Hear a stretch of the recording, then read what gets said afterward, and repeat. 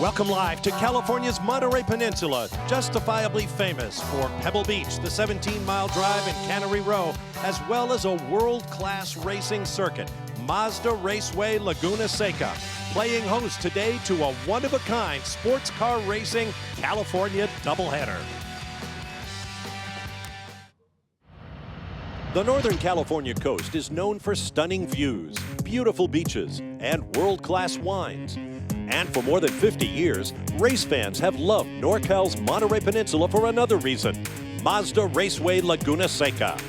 Whether on four wheels or two, this historic track and its signature corkscrew turn has been the backdrop for a scrapbook full of racing memories. Today, the TUDOR United SportsCar Championship, bringing together the best of American endurance racing, presents a doubleheader of sports car action from this famous track. Some of the most recognized brands from around the world and an international cast of drivers are ready to do battle.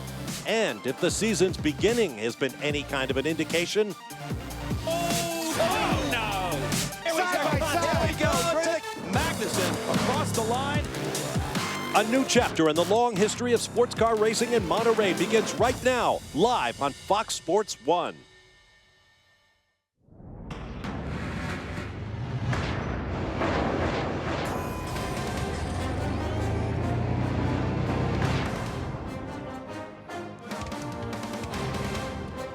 It's a warm and breezy Chamber of Commerce day here on California's Monterey Peninsula at one of the world's greatest racing facilities, beloved of the drivers, Mazda Raceway Laguna Seca. This is the Continental Tire Monterey Grand Prix, powered by Mazda. With nearly 60 entries for a racing Sunday here at Mazda Raceway Laguna Seca, that was simply more race cars than this 2¼ mile world-class racetrack could hold. So presto, promoters came up with the idea of a double-header weekend, and we are less than 13 minutes away from the start of two-hour classics live here on Fox Sports 1. Hello everyone, I'm Bob Varsha. Welcome to California. We have a great race in store. There are 4 classes in the TUDOR United SportsCar Championship, 2 prototype, 2 GT, so why not split them up? 1 prototype and 1 GT class will race right now, and later on at 5:30 Eastern time this afternoon, the other 2. First up are the Prototype Challenge and GT Daytona cars, a great mix of mechanical diversity. Later on, we'll see the prototypes and the GT Le Mans machinery, but first things first. Joining me to bring you the action, a couple of guys with a lot of laps around this racetrack, Calvin Fish and Dorsey Schrader. A number of challenges for these teams, Calvin. 7 weeks since they last raced. The 2 previous races were on the wide open spaces of Daytona and Sebring. This is a tight little racetrack, and this is not really an endurance race, just 2 hours of sprint action. It's going to be a fun one, Bob. We're combining our 2 Pro-Am classes together, PC and GTD. There's going to be some fireworks, and when you look at some of the finishing drivers in the field here today, some of the best sports car drivers in the business. And the cool thing is with the series, it allows those finishing drivers to qualify the car. Qualifying's all about speed. Well, it doesn't get any better than having 2 former Indy 500 pole winners going at it yesterday. Bruno Junqueira, Alex Tagliani. It went the way of Bruno, but Dorsey now, those guys step aside, turn it over to their teammates. They're Pro-Am guys. A lot of pressure. A Pro-Am driver is a driver who doesn't make his living as a race car driver, but in a few minutes are going to be put out into a professional automobile race. Their job is to keep the car clean and out of trouble and as far forward as possible before turning over to the counterpart. Now, as we're about to see, that doesn't always go as planned. Okay, now you've got the basic idea behind the race about to unfold. Let's talk about some of the cars to watch in today's event. Well, it's been a fantastic start to the season for Core Autosports. The number 54 machine took victory at Daytona, followed that up with another win at the 12 Hours of Sebring. They, of course, now lead the point standings. But they're not the only fast team in this series. RSR has shown a lot of speed. Tagliani had a great run going here at Sebring, got involved in someone else's mess. And in fact, for Bruno Junqueira, he makes it 2 in a row, grabbing the pole once again, as he did in Sebring. Bruno Junqueira, Duncan Indy, this entire RSR team having a great run as of late. Great second place finish last round at Sebring. And Bruno, for you, second pole at this racetrack, second pole in a row. But how do you convert that pole position? How difficult is it going to be here to convert it to a win? It's a tough race. We have less cars, but the GTD field is going to be mixed up, and you have to do 2 stops to make the race, and they have to do just 1. So it's going to make it a retaining race, and I think Duncan can have a good race and give me a kind of good position to finish strong. I hope we can have our first win of the year. Well, Giancarlo will certainly be strong when he finishes. Prototype Challenge, always exciting, but so is GT Daytona, and there are plenty of stories there to be told. A Motorsports number 555 Ferrari, driven by Sweetler and Bell, lead the championship standings, coming off a win at Daytona and a second place run at Sebring. But today, they are buried in the pack. Not a good qualifying run for that team. Lots of Porsches in the field. And one of the top ones, of course, is Alex Job Racing. The WeatherTech car, Lee Keen, looked really strong in qualifying. Top the pole position running, Dorsey, till late in the session. But on the final lap, Flying Lizards number 45 Audi, driven by Spencer Pumpelly, snares the pole away. And it was the first pole of the season for Spencer Pumpelly and Flying Lizard Motorsports. Now, the team did come here and test just a couple weeks ago. That helped them arrive with a strong base setup. But Spencer, qualifying's over. We know you guys can do a fast lap. What will you and Nelson have to be mindful of in order to get to the top step of the podium? Yeah, the qualifying lap was great. It was a big thanks to all the guys at Flying Lizard who really put a lot of effort into getting this car up and running in a short amount of time. This is only our third race with the car, and couldn't be more proud of all the work that the guys did. But today it's going to be about tire wear. I think our car, I think most of the cars are going to have a problem with tire wear of some sort, and we're really fighting with the rear. So it's going to take a lot of patience to be smart, make them last for the stint, and have something to fight with at the end. Look forward to seeing you behind the wheel. Thank you. All right, thanks very much, gang. We are ready to go racing. So sit back and plan to spend a beautiful Sunday afternoon of sports car action here on Fox Sports 1. We'll be back to the Continental Tire Monterey Grand Prix, powered by Mazda.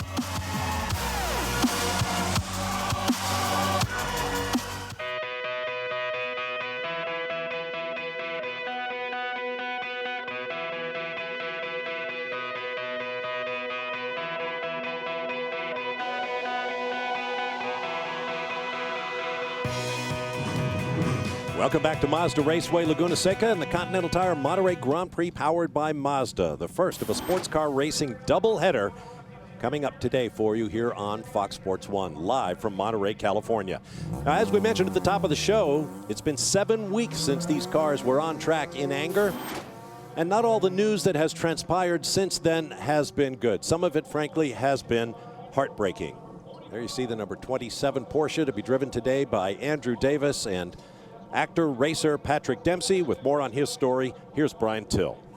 For Patrick Dempsey, Sebring seems like a long time ago. They're anxious to get back on track, but you talk about the highs and the lows since then. One of the highs, he went to Europe and tested a Porsche over there and really enjoyed it, but the lowest of lows, on March 24th, he lost his mother Amanda to a long battle with cancer, so a bit of a heavy heart, but they're looking forward to coming back here to Mazda Raceway Laguna Seca, site of one of their best finishes last year. In fact, Andy Lally co-driving with Patrick Dempsey, they came so close within a lap of winning the GTC battle that day, so he's looking for better things, looking up and looking forward from here at Mazda Raceway.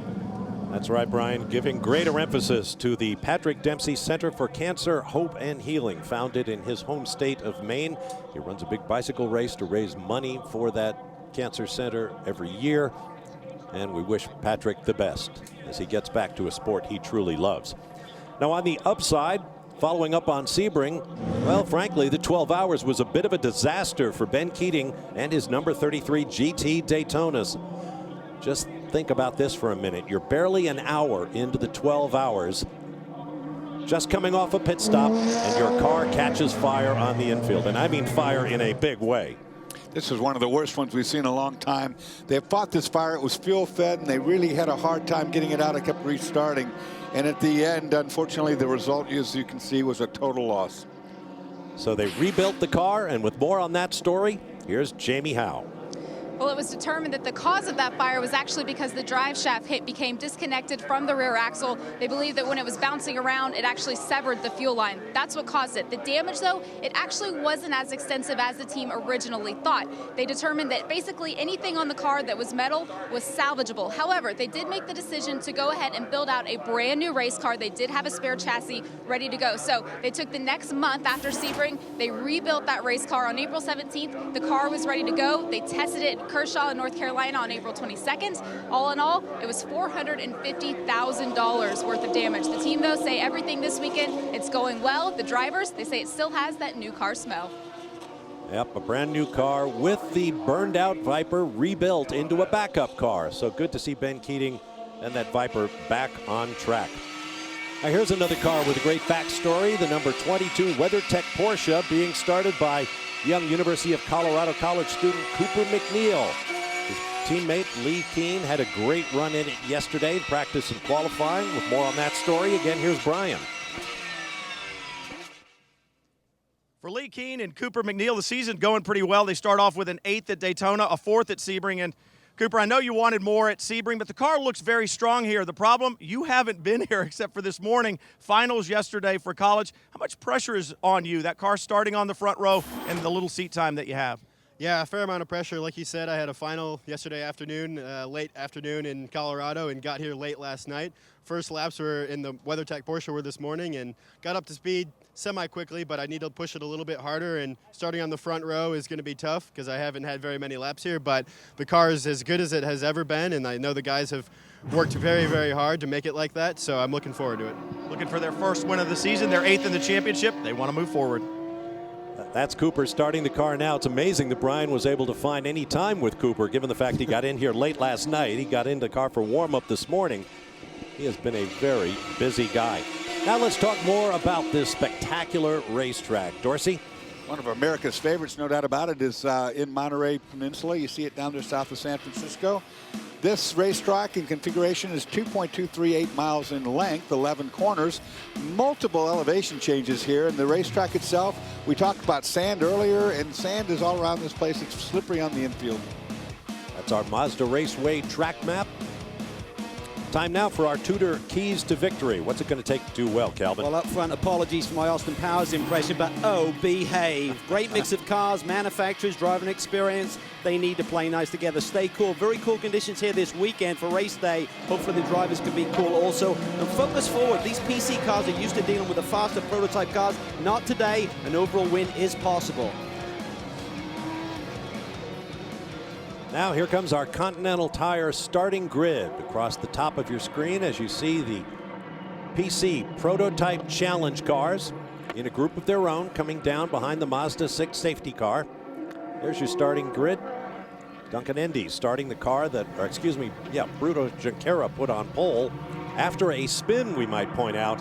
So Bruno Junqueira, who has raced in open wheel cars this track many times, has that experience level that could be another key to success. Yep, grip's going to be a problem. Green flag, green, green, green. And we are underway. Prototype Challenge and GT Daytona here at Mazda Raceway. Great start by Indy, but look for Luis Diaz. Oh, Indy locks him up, going down into the brake zone. That orange machine is Luis Diaz. He was looking for a way by, but thought better of it. Well, you got to wonder if he flat spotted. That's so easy on that first out lap to do. That elevation drop off there into turn 2 makes it easy to lock front brakes. See John Bennett there, the championship leader, qualified 4th with his teammate Colin Brown behind the wheel. He drops to 5th. Just going to try and play nice. You said it, Dorsey. These Pro-Am drivers just need to bring it home here and get the car back to the pit lane in good shape. So easy to make a mistake on this infield on this early laps. Cold tires. It's very sandy. You see all the sand on both sides of the racetrack here. Boy, you just got to take care. You got to be really careful first few laps. Nelson Canache there leads the GTD field. Spencer Pompelli put this Flying Lizard Audi on the pole. And there's Cooper McNeil. What a weekend. Coming in last night. Did the warm-up this morning, so we got a few laps under his belt, but a lot of pressure on that young man. Let's emphasize once again, this is not 24 or even 12-hour racing. They have 2 hours to get it done on a track where passing can be difficult. That's a very good point. It changes the whole strategy of how you do business around here. You have to be aggressive, but to an extent. This is an unforgiving racetrack if you get off of it. There's a lot of sand traps on the outside of all these corners, and if you go off, you'll get stuck. You'll probably lose a lap. Board with Charlie Putman here as he makes the inside move down into turn 10. The 4 line, Audi. Tires just coming up to temperature. This is where you need it for that launch off of turn 11. Nice cool start here for the Flying Lizard car here. Nelson Canache doing a great job. Stefan Johansson up to 2nd. And the 27, Patrick Dempsey is off. This is what I talked about, and it's one of the nuances of running here at this racetrack. You get off, you get stuck in these gravel traps, keeps you from hitting the barrier, but now we'll probably get a full course yellow because you won't be able to drive out of that mess. And you see the tow truck there already. Full course caution. Yep, only took a half a lap that time. The first of what could be several on the day, which brings up another strategic element, is pit stops and fuel economy. Yeah, and I think what you're going to see is these GTD cars can do it on one stop. Here we're looking at a replay. Here we just lose it under braking there up into the corkscrew. I think he got caught out with everyone stacking up, nailed the brakes, not enough tire temperature, just looped it around. That's how easy and how slippery it is on that infield on that first lap. Well, he'll await the extraction crews. Obviously, Patrick not happy with himself. He is a racer to his core. Speaking of core, here's the Core Autosport pits. We'll take a break and return to Mazda Raceway. Welcome back live to Mazda Raceway, Laguna Seca, and the Continental Tire Monterey Grand Prix powered by Mazda here on Fox Sports 1. You can climb behind the wheel with some of your favorite drivers. Just go to foxsports.com/motor for live onboard video streams from today's race. Go there now, click around, have fun. We are under our first of what is likely to be a number of full course cautions here at Mazda Raceway. As Dorsey Schrader pointed out, you get off the track at your peril around this place. Let's get down to the pit lane now, and Brian Till. The number 23, Alex Job Racing, Heart of Racing. Porsche's out there with Mario Farnbarker behind the wheel, but Ian James, you co-drive with Mario. It's amazing he's even out there right now. What did this team have to go through after morning warm-up? Yeah, during morning warm-up, we lost a motor or a flywheel or something, you know, pretty serious inside the engine. 57 minutes from when the car rolled in the garage to when it was down rolling out again. Alex Job Racing, unbelievable. Impressive that it's even out there. And you guys have had a great season so far. You won another good finish here. And I know you've got some special fans watching this weekend especially. Yeah, I'd just like to say hi to Parker, who's in Seattle Children's Hospital. We were all down in Seattle on Monday.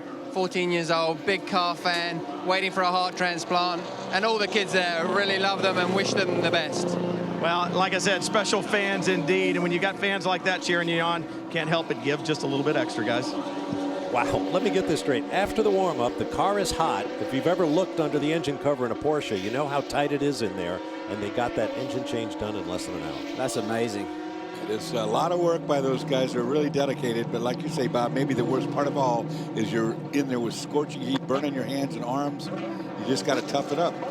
That's what makes the difference. These race crews, that you just make it happen. You know, Yeah, you whatever have no time choice. frame you have, whether you have, if they had 2 weeks to do it at the shop, it'd take 2 weeks. You give them an hour, they'll get it done. And you get the Porsche dealer, that'd probably cost you somewhere around 18 hours worth of labor, I would think. Yep. You're riding down the iconic corkscrew turn here at Mazda Raceway. 10 stories from top to bottom, over 100 feet of descent in a very short time. It is magic. And we are ready to go green once again. Acceleration point is right at apex there. As soon as they come through, they get the green flag, they can go, and you can pass immediately. Not like the initial start. On these restarts, you can go for it. Luis Diaz looking for a way by the leader, Dors. Oh, and down for second place. Oh, that was tight. Couple little side-to-side hits there. Chris Mirko Cummings. Schultes, yep, and Chris Cummings. Chris Cummings so close to the championship last year. With the BAR team, he switched over to RSR, and we talked about their speed, Dorsey. They're showing it right now. Currently running first and third. Yeah, the car's got good speed. Both that whole team is really good here. Notice that number 8 car running in third place. The livery on that car, recognizable to any longtime fan of motorsports. Martini and Rossi, red, white, and blue. My hats are off to them. That car to me just is stunning. It's a really good looking car. Climb up to turn 6. Big elevation change here. I mean, there's a penalty you pay. You have to carry good exit speed off these corners because you climb a mountain, and that mountain goes uphill for a long way. You got to wonder, those Core Autosports guys, having won the first 2 races of the year, are here with a little bit of a, move down the inside, not happening. Yeah, Monte Calvo there looking for a way by Mirko Schultes. Through turn 10. Back to Core Autosports, though. You win the first 2 races, you come in here with a bit of a target on your back. Here's Jamie Howe in the pit lane. Well, it hasn't been an easy weekend so far for Core Autosports. They missed the entire second practice session with an alternator issue. Colin, what will you guys have to do in order to get the 3rd win of the season? Yeah, I mean, we just gotta, use our experience and our knowledge of what this racetrack tends to do.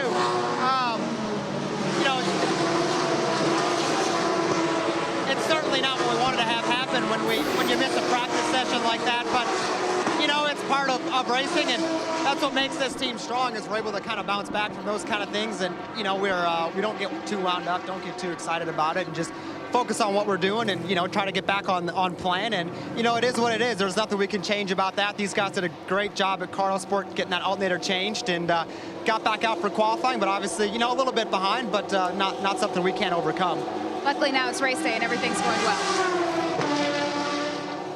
I think they have the championship lead, and you have to look at the big picture, Dorsey. You're not going to give this race away right now. Colin Brown will be fast when he gets behind that wheel, but when you have that championship lead coming off of 2 wins, you got to look at the big picture of the championship, and some days you just have to take what the conditions are giving you. Well, that alternator failure, of course, that's electrical, and they don't show any symptom, I should say. They just, when they break, because we have a great lead going on up there. These PC class cars are spec class cars. They're all identical to one another. They weigh the same engine, everything. So anything might go wrong, which we did see happen. And that goes back to the point about having time on the racetrack this weekend to do a little running, find out what's going to fall off, time to fix it. These cars didn't hit the track until yesterday. Yeah, like 25 hours ago. None of these drivers had even experienced the racetrack here this weekend, so they only had 2 one-hour practice sessions. To lose one of those, that is a big hit in terms of developing the car, getting it tuned into the racetrack for the weekend. Like I said, electrical is the most frustrating of all things to have go wrong, because there's no symptom till it happens. Nelson Canache there seemed to be struggling there, gathering it up down in the turn 2 area. That's Stefan Johansson, the ex-Ferrari Formula 1 driver, on his tail. That's right, the Stefan Johansson. Back in a Ferrari red. Yeah, that's pretty cool. He's got a really fast young teammate that he's going to be paired with here today, Kyle Marcelli.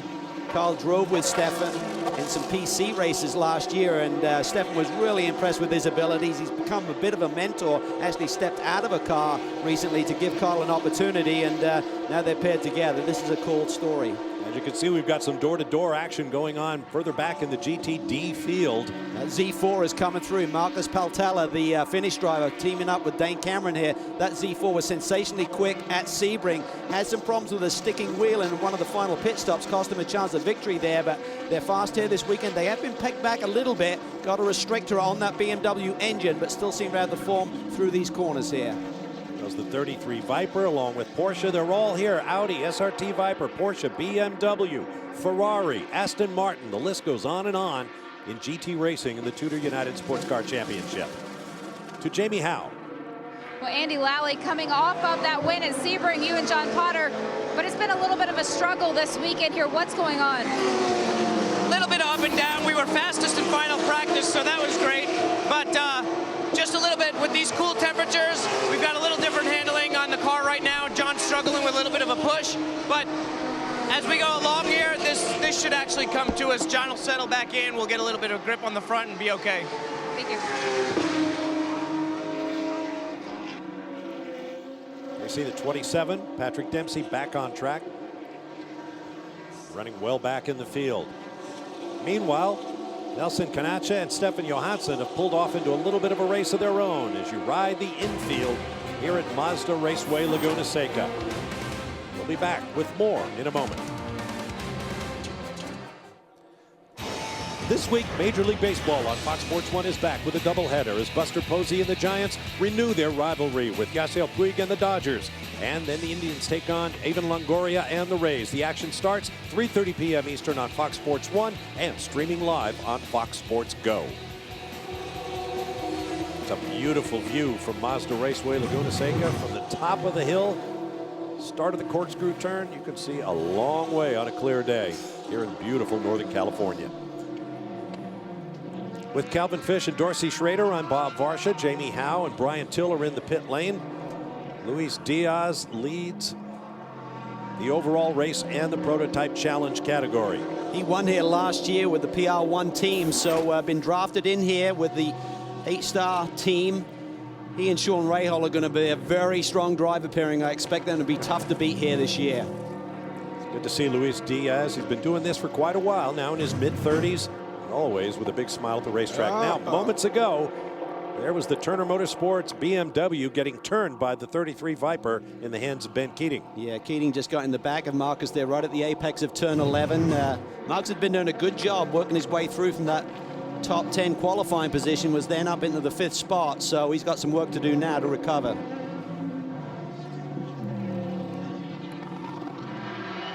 Diaz continues on his way. Let's get down to the pit lane again, and Jamie Howe. Well, Alex Tagliani, we know about that incident at Sebring. We saw the replay of it. How are you feeling now coming into the next race? All good now.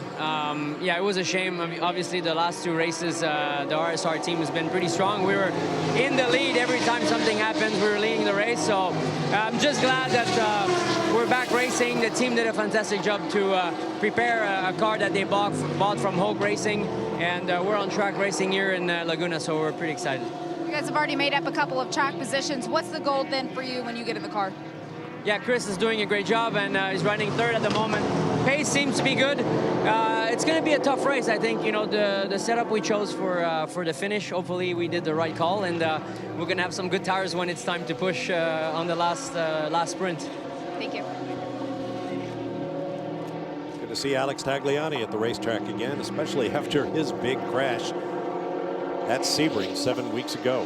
And Chris Cumming is really someone who came on strong last year, had 3 wins in a row, almost got the championship. In fact, I think we awarded him the championship at Petit Le Mans, and then we realized that one of the cars in front of him wasn't eligible for points, so overnight he got that championship taken away from him, which was obviously devastating. But nonetheless, making the switch to Paul Gentilosi's team and team with Alex Tagliani, they're going to be strong as well. There's Nelson Canache leading the GTD class and 9th behind the PC cars. Stefan had closed really up on him, but has spread a little bit right now, and he looks comfortable at the front. And that Flying Lizard team are one of the best. They kind of made a play for the Porsche factory effort in GTLM in the off-season, didn't get that, so made the switch. Long-time Porsche entrant, of course, made the switch to another German manufacturer in Audi, and just picked up where they normally are, running at the front of the pack. Mario Farnbacher going by Cooper McNeil. Those are sister cars from Alex Job Racing. Yeah, I wonder if there wasn't team orders there, because Cooper let that happen awful easy. It looked like to me, it looked like he almost moved over and said, go ahead and take that. And you see he's drawn away pretty quickly now, too. That could be some strategy being played out, Cal. Yep. Mario was really quick. I was talking to Alex Job yesterday after qualifying. He said Farnbacher's really, really quick. He said he didn't put a good qualifying run here today. We expect him to go to the front once the race starts, and a lot of experience there on that team as well. Ian James going to take over for the second chore of driving. Down to the pit lane and Brian. Look at the names you guys are talking about. You talked about Tagliani, Junqueira, Stefan Johansson, but we're also going to talk about names and future stars. Kyle Marcelli shared that bright red Ferrari with Stefan Johansson.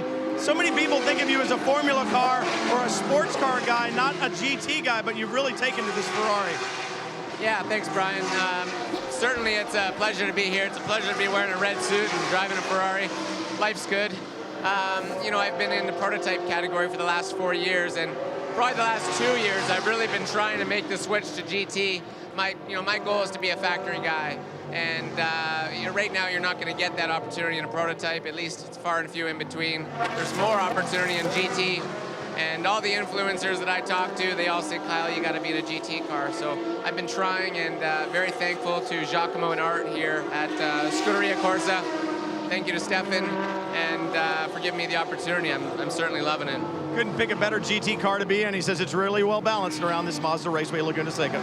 That was some really good advice he got. It was a very smart thing he just said there, because I sustained my career for a very long time being in a GT category, being hooked with the manufacturer, because as these other teams come and go, the manufacturers will always stay here in racing. He said that Ferrari has good balance, but I tell you what, right now, Stefan Johansson's pace has dropped a little bit. We can see the Audi there now going into turn 11 has spread the gap a little bit. And right now, Bryce Miller for Paul Miller Racing has put a lot of pressure on him in another Audi. So it seems like the Audis, even though Spencer Pompelli, our pole setter, said we're worried about rear tire wear, they seem to be coming to the front pretty good here. You see him kick the tail out, though, as he comes on that front straightaway, so the rear tires are breaking free. It might be a precursor to something toward the end of the race. Bryce Miller going to try the outside. Ferrari did lose a couple of hundred RPM since Sebring, Dorsey. They're just trying to balance the table here, balance of performance, we call it, in terms of tweaking these various manufacturers and their engines and power plants with weight, restrictors, RPM limits, just to try and bring the field to one place where they're all really even and put it down to the driver to try and win these races. And yet making those changes has a ripple effect. The driver and the team have to figure out how it affects the strengths and weaknesses that are their strategy for winning a race. One thing we've seen them with these Ferraris for quite a while now is that they're very well balanced front to rear. They don't favor the front tire or the rear tire too much over a long run. Whereas we knew that Porsche all along has to guard its rear tires. Sounds like the Audi's got that same problem, has to watch the back end a little bit.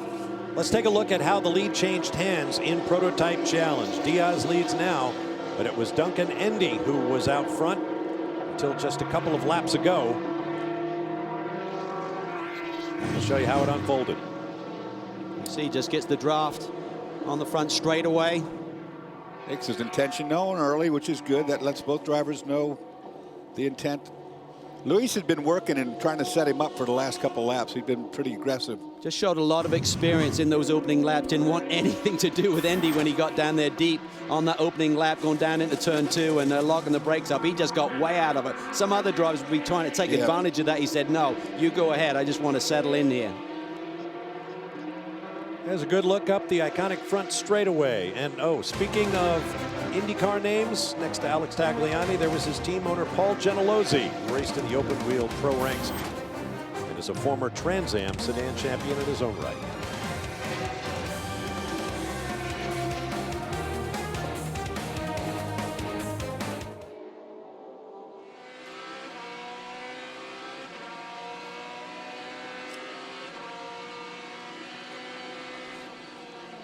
Back live at Mazda Raceway Laguna Seca with you on this Continental Tire Monterey Grand Prix doubleheader weekend powered by Mazda.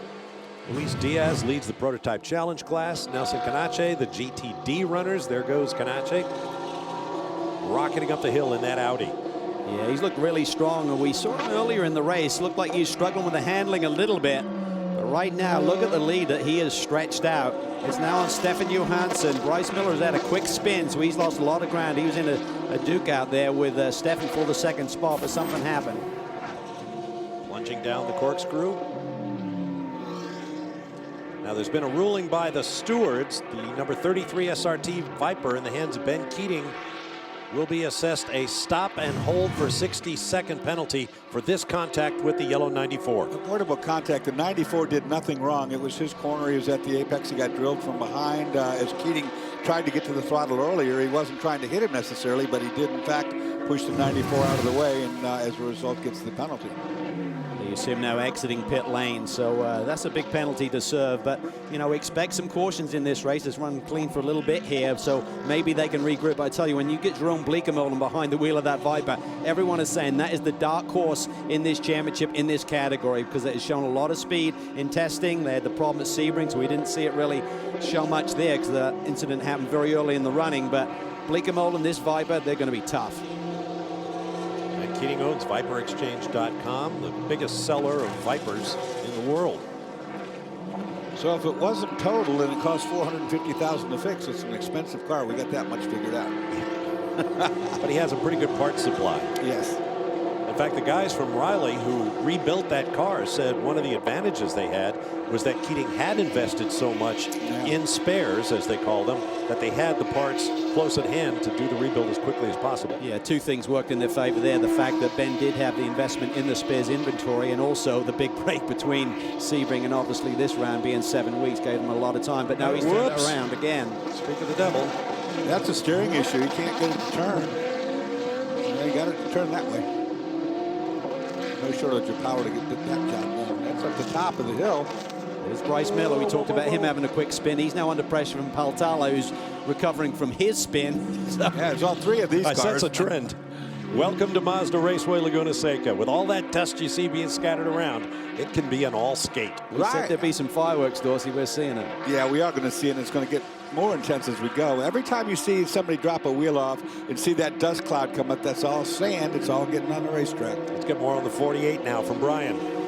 You guys, you're talking about sand. Literally just seconds before Bryce Miller spun that 48, I was talking to the team, and they said, we don't have to worry about the tires going away. We have to worry about being offline. If you go offline to pass somebody or you slide a little bit wide, you do get out on that sand that you guys are talking about. The wind has picked up a little bit today, and every wheel that gets dropped over an apex curb brings that sand on track. It gets pushed just offline. You get out there, you're going for a ride.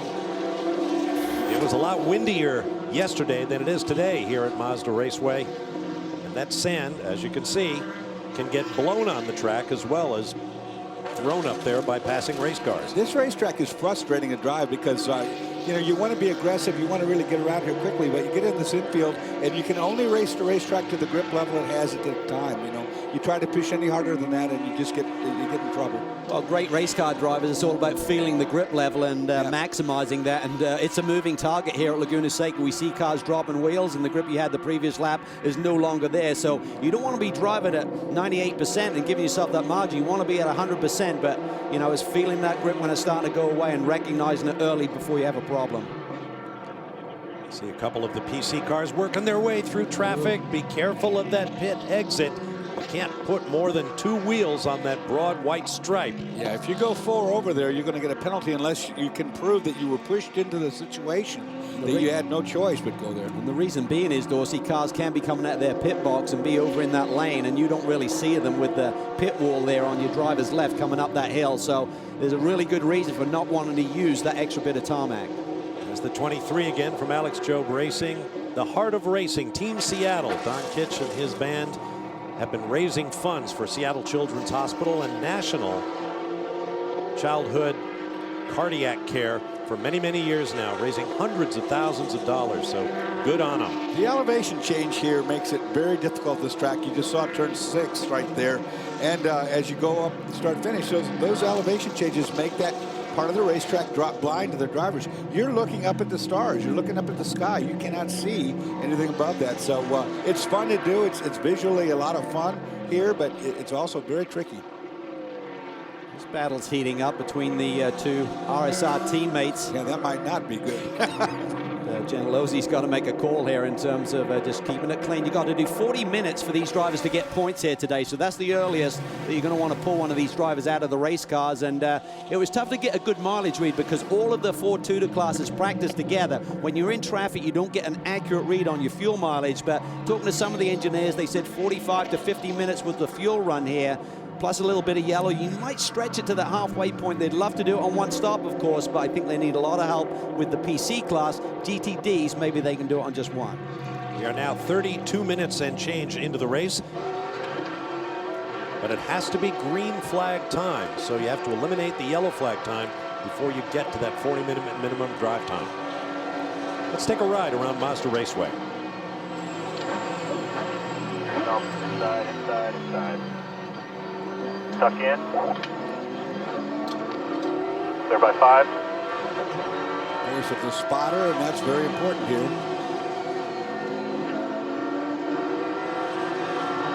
Easy on your tail. Looking right. Still behind. Still behind. Looking right. So important on these GTD machines. They have a massive rear wing. You can't really see well out of your side view mirror. If they all had this view, it'd be easier. This is off the roof.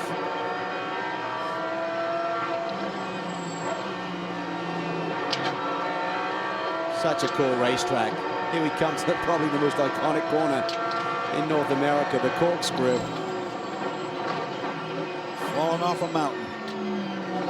10-story drop right there.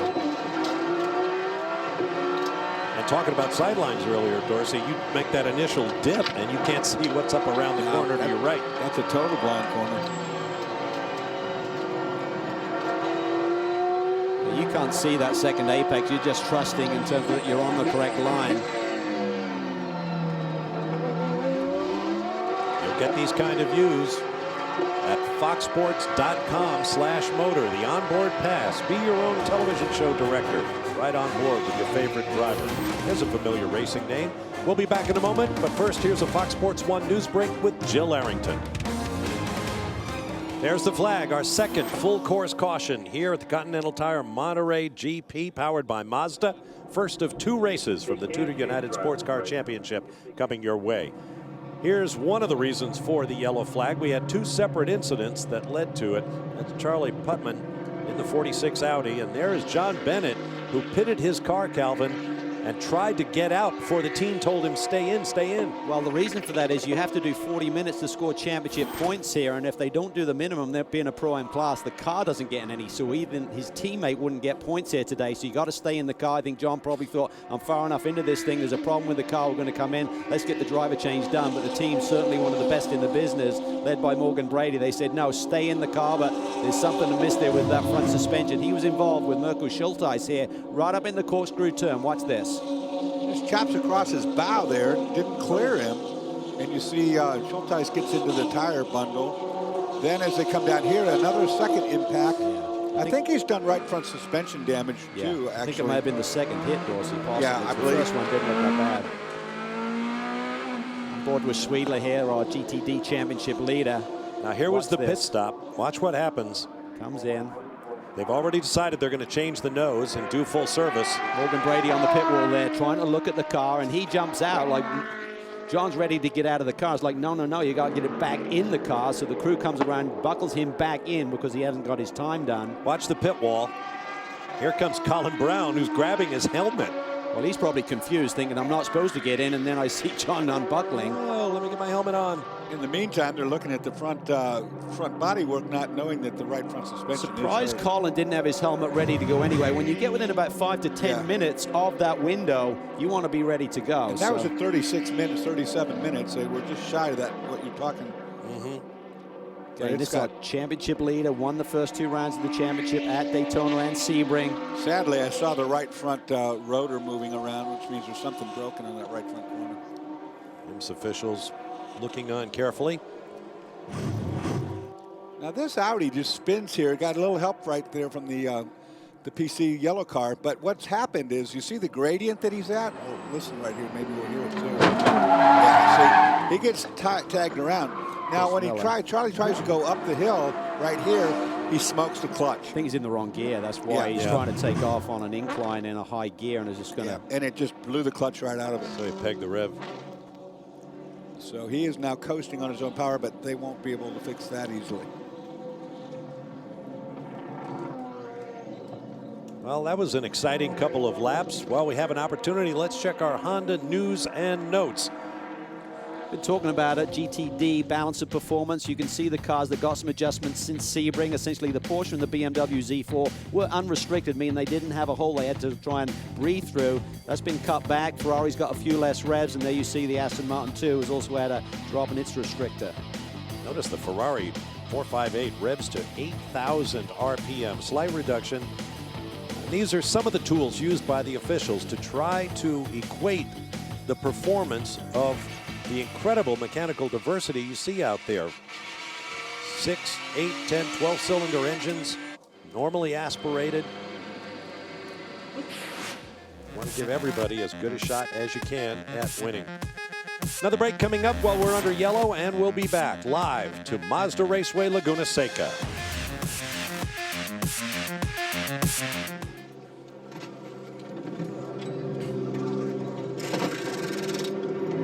Back live at Mazda Raceway, the GTD class leader is in, Jamie Howe.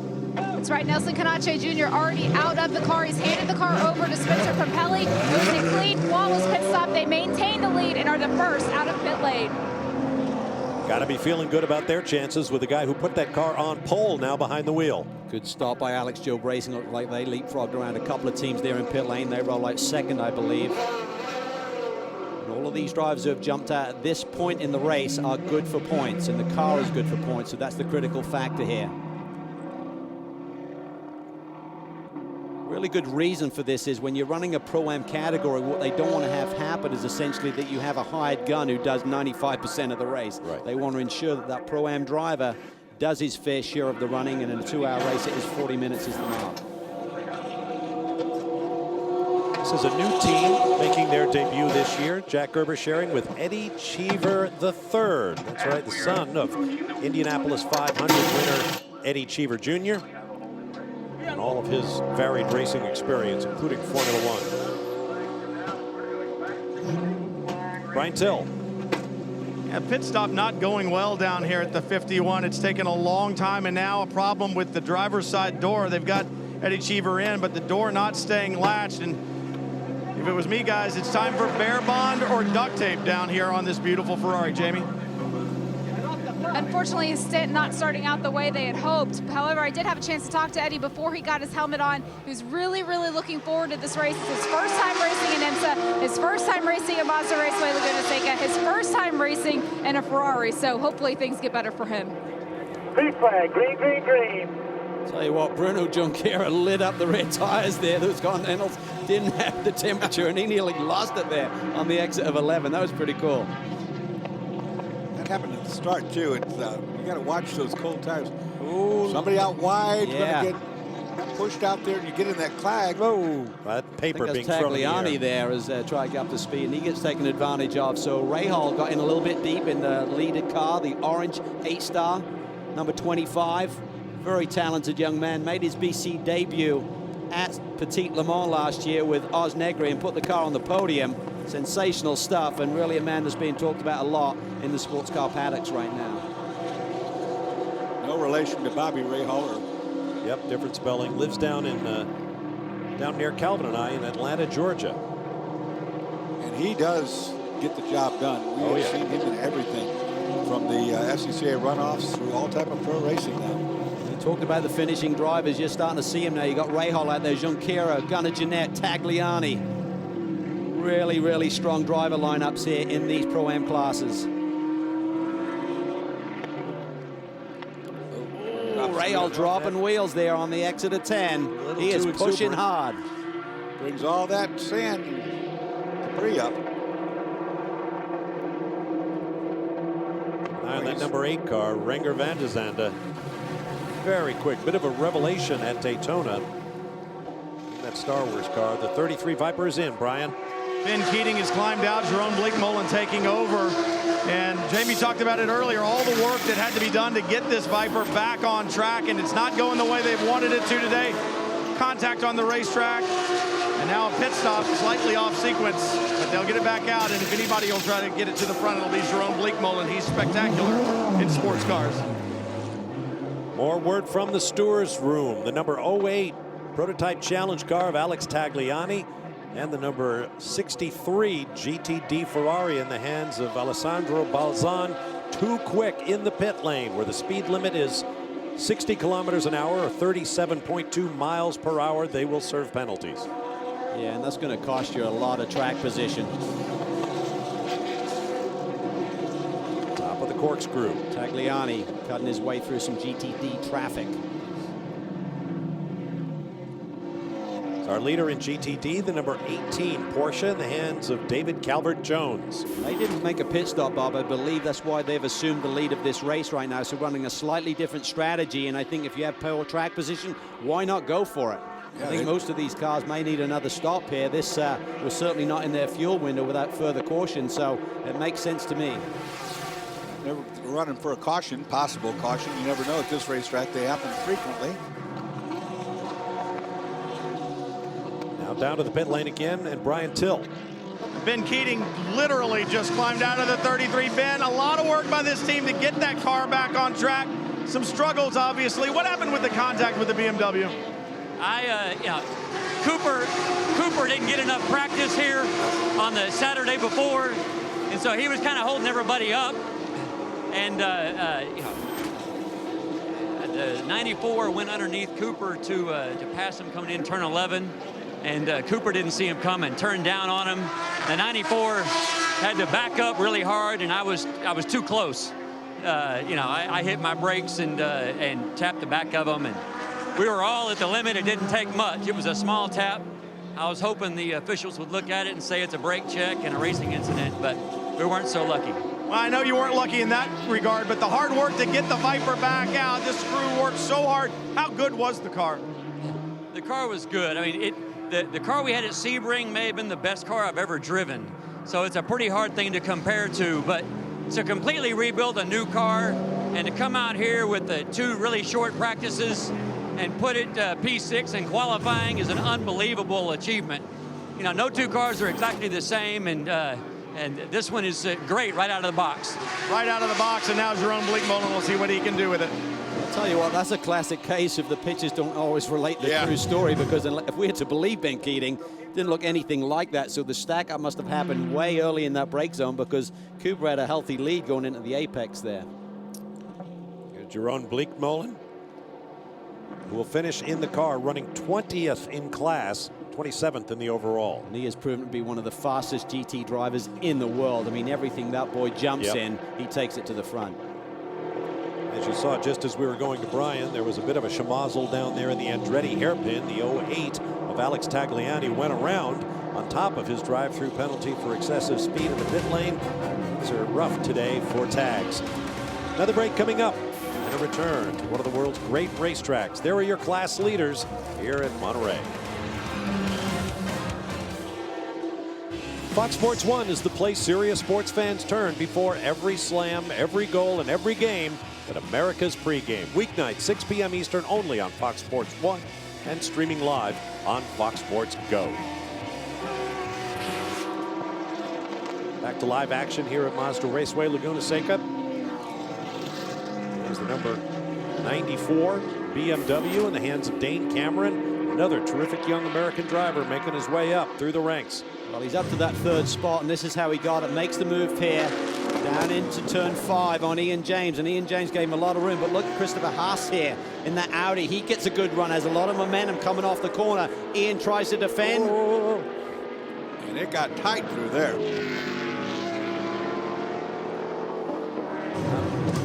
I don't want you to miss a minute of the action, and there's been plenty thus far. Coming up on 1 hour into this race, another hour to go. GTDs didn't run at Long Beach, ran 3 for the GTLM and prototype cars, and Dane was drafted in by Risi Competizione to fill in there. Did a really sound job. They struggled a bit with the car in general that weekend, but the team were really impressed with him. Wanted to know if he was available for the rest of the year, but he's under contract with Paul Dall'Anna and Turner, and he's happy to be there, and this is why he's got a really fast car underneath him. But people are taking note of his talent. Make no mistake about that. It was a good battle in PC. Gunnar Jeanette in that beautiful number 8 with the Martini colors, being chased by young Canadian David Ostella in the 38. Spoke to Peter Barron from Starworks, who runs this number 8 car at Daytona, and he's very bullish about the chances for this combination. He said Renger is really, really quick. He said we're going to do great things with this 8 car this year, and that livery looks beautiful. Absolutely. Let's go to Jamie Howe. Well, another team that's had a great start to this race is the number 25, Luis Diaz with 8 Star Motorsports. You started the race 3rd, but you quickly overtook that lead. What were the track conditions like during your stint? Well, at the beginning, the track was very slippery, but I think we have a good setup for a long run. That's why the car was behaving better and better and better. So we had a good lead at the end. Hopefully we can keep the Takis 25 car, 8 Star Motorsports in the front. John Rahal still running well now. It's hard to miss the colors of that 8 Star orange out on the track. Good to see Luis back. You know, he was always such a colorful guy, you know, with the Ganassi group. I think they're going to be doing 6 races together, and I think they're going to be really strong. I mean, essentially, Sean Rahal is the Pro-Am driver, but look at his talent, look at his ability. He's stretching the lead on Bruno Junqueira right now. Boy, and all the way arcing through that turn, no movement of his hands. That car's stuck. It was pretty nicely set down right there. Wow. I noticed the back end of the 8 car bodywork in that left rear is flopping around a little bit. I hope that stays put. Well, he got hit, remember, up in the corkscrew by John Bennett, so that's probably where that damage has evolved from. Support bracket or something has probably been, you see it right there moving quite a bit. So the order up front is Ray Hall, then Bruno Junqueira, Renger van der Zande, Gunnar Jeanette, David Ostella, Steven Simpson, Alex Tagliani. Those are the top 7 and the leading PC cars. And Spencer Pompelli leads the GT ranks in that number 45 Audi R8, followed by Lee Keen, Dane Cameron, Christopher Haas, and Ian James. We're talking about finishing drivers. I mean, you've got some really top-notch guys there finishing out in both classes right now. Spencer has really made a great transition to this Flying Lizard team. Really, really impressive last year in the GTC ranks. Had a lot of wins, a lot of success, and he just found a new home and really relishing the opportunity. Now there's the 007 Aston Martin in the hands of James Davison, who's been a busy man this weekend for the TRG AMR program. Let's get more from Brian in the pit lane. An even busier man than James Davison is Al Carter, his co-driver. Al, I think you're driving in 3 different series this weekend. How difficult is that to drive 3 very different types of cars stepping into this Aston Martin and GTD? Every time I jump into a different one, it takes me to about turn 3 or 4 to say, okay, left foot brake, right foot brake, here's the clutch, let's go. But after that, you adapt and adjust to it pretty quick. But it makes for a busy, fun, exciting weekend. I bet it does. Now, I know you guys had some balance of performance this weekend. Car not really to your liking, I don't believe. It just makes it a little tough because there's some fast cars out there, and you know, me being the dumb drivers, there's certain things that I can do and not do. So I'm going to go out there. James and I just keep working on making the car better, see if we can come up with any aero or make it handle better in the turns. And you know, it's definitely tough going up that hill for sure. Well, there's no quit on this TRG team, and there's certainly no quit with these drivers, guys. No question. Great looking cars and quick. Tell you as quick as Dane Cameron and Christopher Haas. I mean, they are really closing in on Spencer Pumpelly and Lee Keen, taking about half a second or more per lap. So expect these 2 cars right here to close in on the WeatherTech car right in front. And Spencer Pumpelly's about 3 seconds up the road on the 22 machine. So this is going to be a great battle. Al Carter also drove in the Continental Tire Sports Car Challenge event yesterday. You can see that race here on Fox Sports next Sunday, the 11th at 10 a.m. Eastern time. So check it out. Yeah, this gap has been eroded pretty quickly there by that Z4. And again, some of it may be time management by Lee Keen, just trying to make these tires. Oh, he's really deep in there. A slightly different angle of attack there into the corkscrew. Dorsey sort of straight lines the entry a little bit. It looked like he could carry the brake zone really deep. Trying to keep the car flat probably so it doesn't lock up. It's so easy to have a little bias in the car when you get on the brake. Look at Dane Cameron slides it down. He's in, pit lane. Yeah, he went pit lane. Okay, well, this is a strategy You call. don't have to shut it off. Leave it running. This is a strategy call. Realized if it stayed green, they weren't going to make it. And what they're going to do now is maybe play a domino effect with the rest of the field. By coming in here, topping him up, he should be good to go. They told me yesterday about an hour, 5 minutes was what they could do on a full green flag run, keeping the tires on so we'll have good grip when he goes back out there. But what it'll mean is if there is a yellow and other cars hit pit lane will be closed. He'll leapfrog to the front. You got Don Salama up there on the bench, and he's a pretty smart guy. You know, he looks at all the options, and he just played his hand right there. Thought it was a big move to the inside for yeah, I did 11, too. And I realized, no, pit lane. Sean Rahal is our SRT halfway leader in the number 25 PC car from 8 Star Motorsports. Chevy V8s in all of these PC cars from the famous Oreca factory in France. We'll take a break and return with more from the Monterey Peninsula here on Fox Sports 1.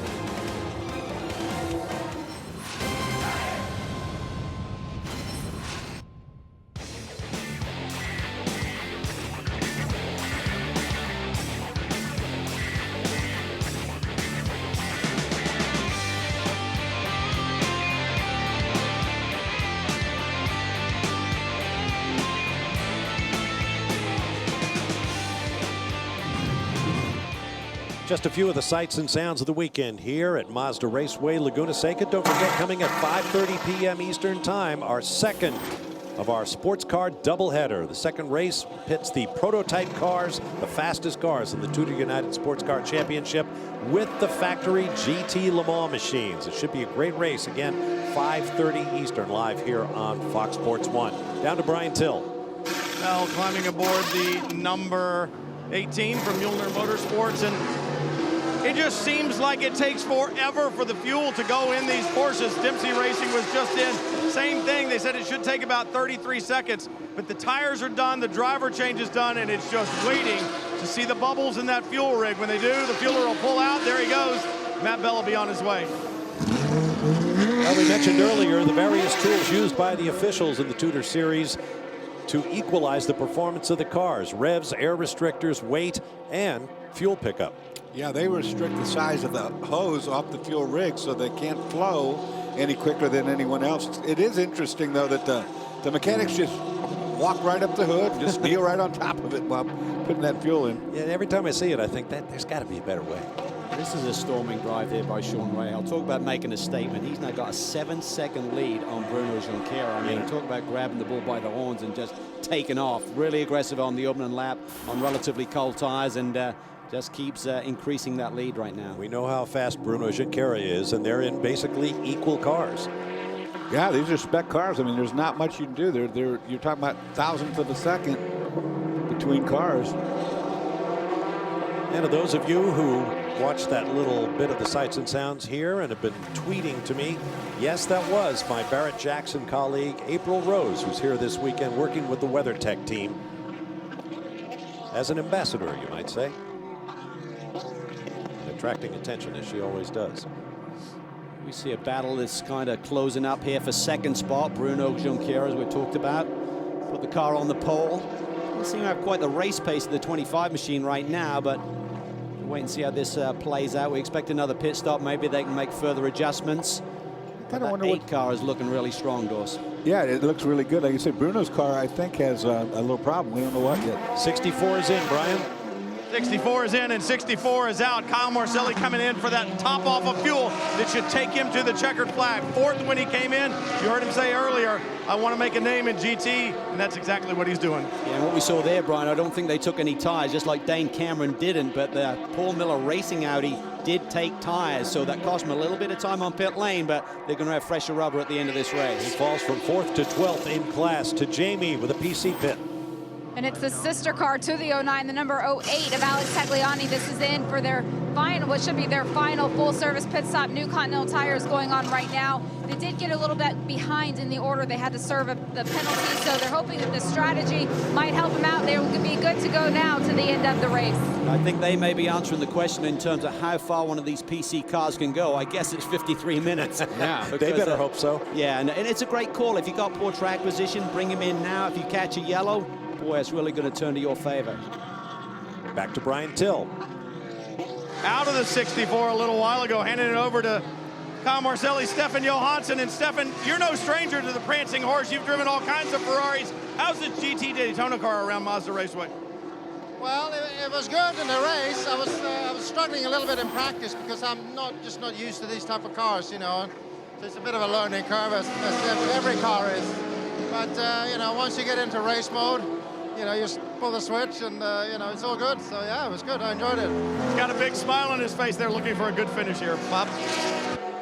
Great guy, and boy, the story Stefan Johansson could tell. After all those years in Formula One, for a while he owned and ran a team in the Champ Car World Series.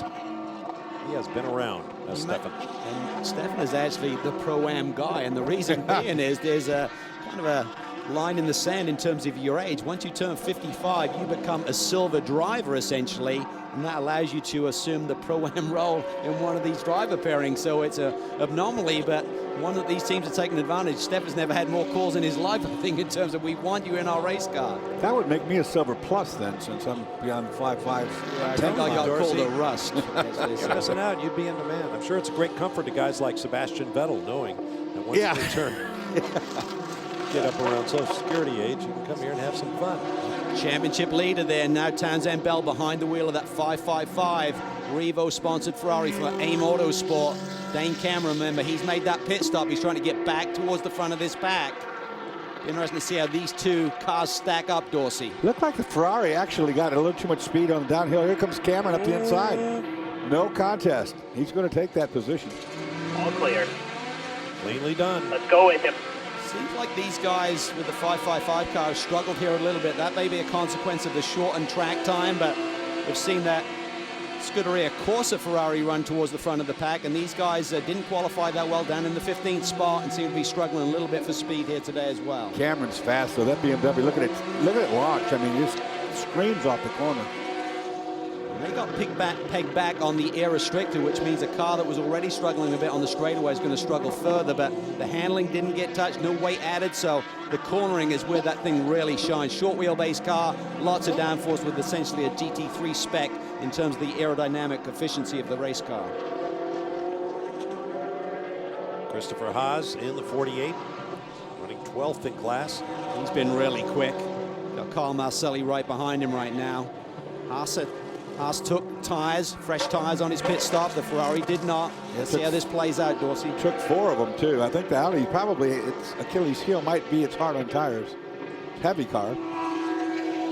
So both cars playing a strategy game. We talked about, Bob, this being the 3rd race of the championship, big weight breaks in Sebring, but those were 2 endurance races where you have felt with 3rd and 4th drivers at Daytona. Now this is kind of the regular driver pairing, so this is kind of the shape of the championship moving forward, and very different complexion to things, obviously. 2-hour race format here, so this is kind of the real deal. This is now we get into the meat of the racing season. Patrick Dempsey is out of the 27 in favor of his co-driver Andrew Davis. Brian is with Patrick. Well, guys, just about the time the green flag fell, Andrew Davis and I were talking about the brakes on the number 27. Didn't take it long for him to bite you. What is going on with the brake system in this car, Patrick?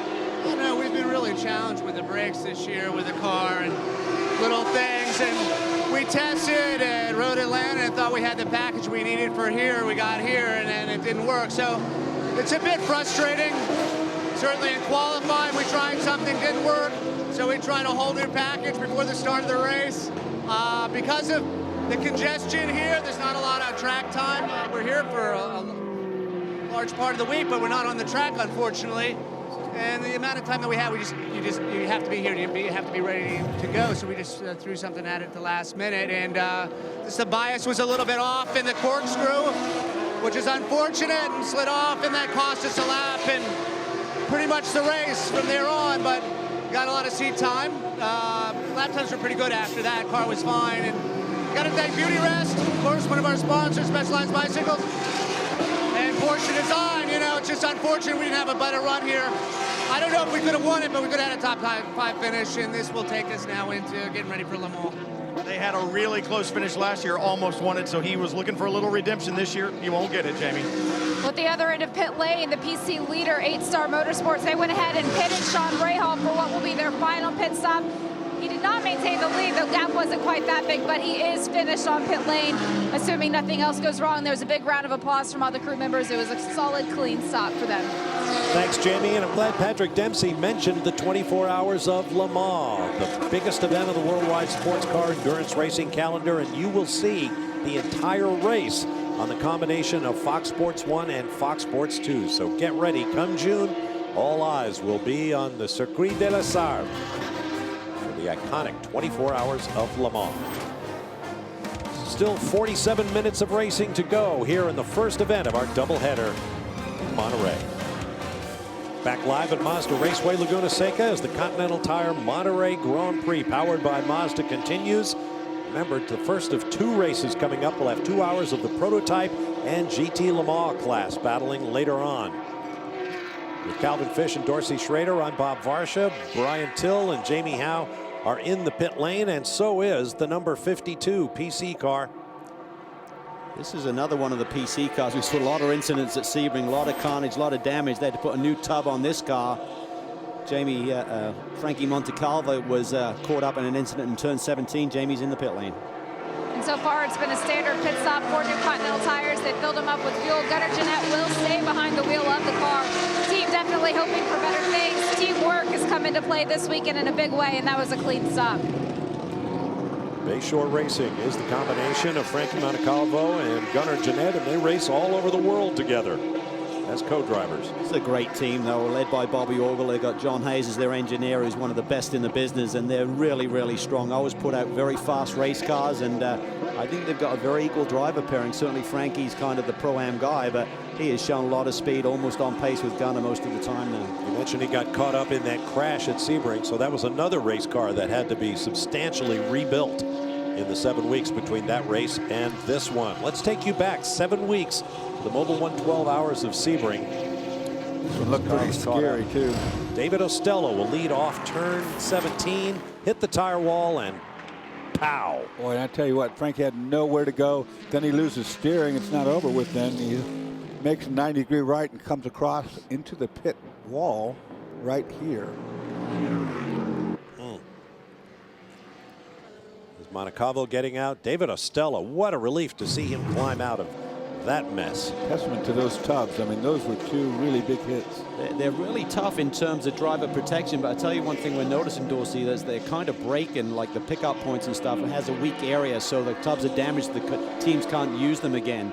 BAR had a problem with Doug Bielefeld, had a crash in practice here yesterday morning and pulled out one of the pickup points, so they can't use it for the rest of the weekend. They didn't start this race, so it seems like they need, the car's strong safety-wise, but they seem to have a little issue there if it takes a front hit. Let's get down to the pit lane and Brian Till. Guys, Park Place Motorsports really produced some great, strong Porsches last year. And Patrick Lindsay, as the leader of this team, when you look at the numbers from the results this year, they're not what you guys want to see. They're not what you used to. How do you get these guys to regroup, keep focused on the target, get back out there and get the performance that you guys are known for? Yeah, I mean, we have to execute. We've had fast cars and a little bit of bad luck, but we're out here executing. We have great engineering. This Park Place team just really has a never say quit attitude, and that's what we hold up on. Where the speed on the track is amazing. I have a really fast co-driver this year in Kevin Estra. With support from Porsche, Park Place, and Hawk Performance, we're going to be great. And if nothing else, we're enjoying the California sunshine in our home track with our family up in the stands. Yeah, you can't complain about being here. And you heard him say they're working hard. They worked a lot in the break between here and Sebring, trying to get that Children's Tumors Foundation car back up to speed. They're giving it all they got. Kevin Estra's in the car now. They are 16th in class, but as you heard Patrick Lindsay say, we're just enjoying the weekend here at Mazda Raceway Laguna Seca. It's a good way to go racing. We've had beautiful weather throughout the weekend, that's for sure. One thing to look out for is most of these leaders, like down to 7th spot, have only made one pit stop here today. So unless we see a lot of yellow here before the finish, they're going to need to hit pit lane. Dane Cameron, remember the Turner boys played that strategy call, and I think he's within the window. Pit lane delta is about 33 seconds, and I think Dane is close enough to the lead that when these other guys pit, he's going to leapfrog around these guys. Here's a look at the Momo car, number 30, in the hands of Kuba Germaziak. Currently running 16th in class. His teammate Enrique Cisneros won the GTC race here last year with Nick Tandy, who's now one of the Porsche factory drivers. In fact, he was last year as well, one of the Porsche factory drivers. So he's had success here. And they're another car. We keep talking about incidents at Sebring. They had a huge hit at Sebring that took them out when Melicelli pulled that Ferrari back online down in turn 1. So a lot of teams had a lot of work to do, even though they had 7 weeks to do it. Sebring was tough on the guys. Let me correct myself, running 7th in class right now.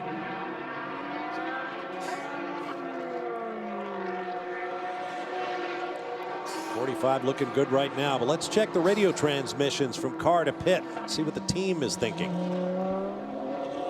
So we're probably good, but it's close. So, you know, when you get a lap or two to save a little more, that'd be good. I think the 22 is doing the same thing. Copy. I'm saving every lap, so when you go weapons spree for me, I'm going to start using a lot more gas to take that into account. Wow. We're not talking fuel conservation. Yeah, but if they're saying good to go, I mean, that's way outside where I thought the GTD fuel window was. I mean, Pompelli's got nearly 38 minutes on this stint with 38 minutes to go. So that means they're stretching it to like an hour 16, which is obviously way different to, for example, what the Z4, the Turner boys were looking at. So running a good pace and saving fuel, Dorsey. Yeah, you know, because of the elevation, you can save good fuel here because up at the top of the corkscrew, you just put the clutch in, you get a good run off the corkscrew and let the downhill just work for you. You can go down those brake zones and brake this real lightly and pick up fuel. He's got a 7-second lead over the second place Porsche, Lee Keen, right now. So Spencer Pompelli could back it out a little bit. I don't know if that'll help him save the fuel that might give him the margin that he needs. The team was saying we believe the 22 car is doing the same thing, so they're obviously on fuel management at the front of this pace. Meanwhile, you've got guys like Cameron who have made that pit stop and just charging to the front, and they've got enough fuel for sure. So here we see a little bit of a bobble there through rainy curve by Lee Keen. They can lean these mixtures out on certain parts of the racetrack too. A moment ago, we saw the 7th place GTD car of Kuba Germaziak. Brian Till is with his teammate. If Cuba's in the car, that means Enrique Cisneros is down here with me. What a difference a year makes. Last year, you guys were drinking champagne at the end of this one in a real nail-biter finish. How different is this year's Porsche versus the one you drove here last year and won with? Well, the Porsche this year is very similar. We have a little bit of a bigger engine, 4-cylinder engine than last year. And now it's paddle shift versus the sequential manual. So it is a lot easier to drive. It's a lot less taxing on the driver. But it makes it more fun because you get to really focus on how to attack the guy in front of you and protect behind. But essentially, it's the same car. It's got a little bit more downforce, a little bit more torque. But, you know, it's a very competitive field out there. It's very different from last year where it was a spec series essentially.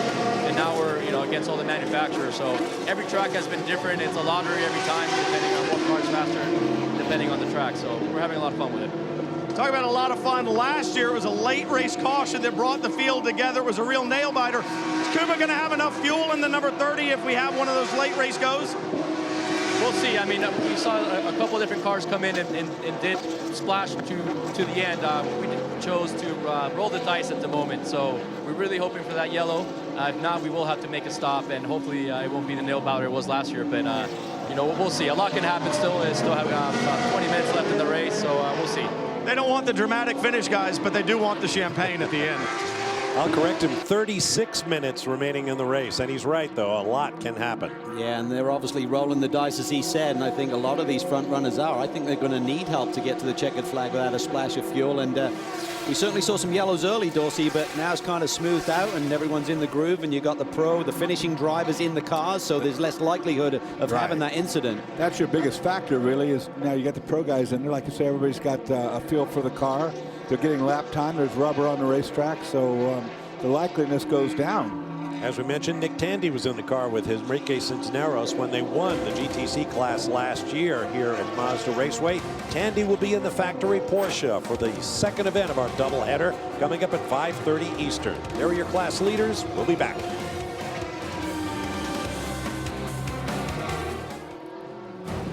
Back in Monterey, the new season of The Ultimate Fighter has begun, and it's not too late for you to get caught up on what critics are calling the best season yet. Don't miss an all-new Ultimate Fighter this Wednesday at 10 Eastern on Fox Sports 1 and streaming live on Fox Sports Go. Gorgeous day here on the Monterey Peninsula of Northern California. There's your overall...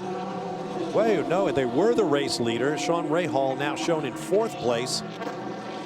As the laps continue to run down, we may have a very dramatic turn of events if everybody's as close on fuel as we think some of them are. Yeah, well, I think certainly Bruno Junqueira, unless they see a lot more yellow, he's going to need to hit pit lane. So just different strategies. Paul Denalozzi in the group there, playing a different set of cards to what they did with 8-Star Motorsport and Sean Rahal. Now, earlier, Dorsey Schrader talked about the importance of a spotter around this racetrack. Let's take a ride with Townsend Bell in the 555 AIM Motorsport Ferrari and listen. Tight moment coming up. Actually, you know, he didn't know, or we didn't know, as we rode on that car, we'll go back to that, that those cars were coming. And without a spotter, you might only think there's one behind you. There's actually 2. That's what it looked like from the outside. You see Rahal checking the mirrors. Let's go on board. Well, you couldn't hear it, but the spotter was telling him 3 wide, 3 wide, 3 wide. Yeah. Sometimes discretion is the better part of valor. There's Bruno Junqueira, who's leading, but like you said, Calvin, there's a pit stop in his future, I have to assume. Been running pretty quick lap times, though. 21.6 versus Sean Rahal's 21.5. You know, he's trying to get a gap if he could, because Sean Rahal, the first to come in pit, will have track position. Once everybody does circulate and get their fuel, he should be our leader. Colin Brown in the championship leading coming into this race, Core Autosport number 54. Remember, they had that suspension damage that cost them a few laps. He has the fastest lap of the race at a 1 minute 21.2, that is.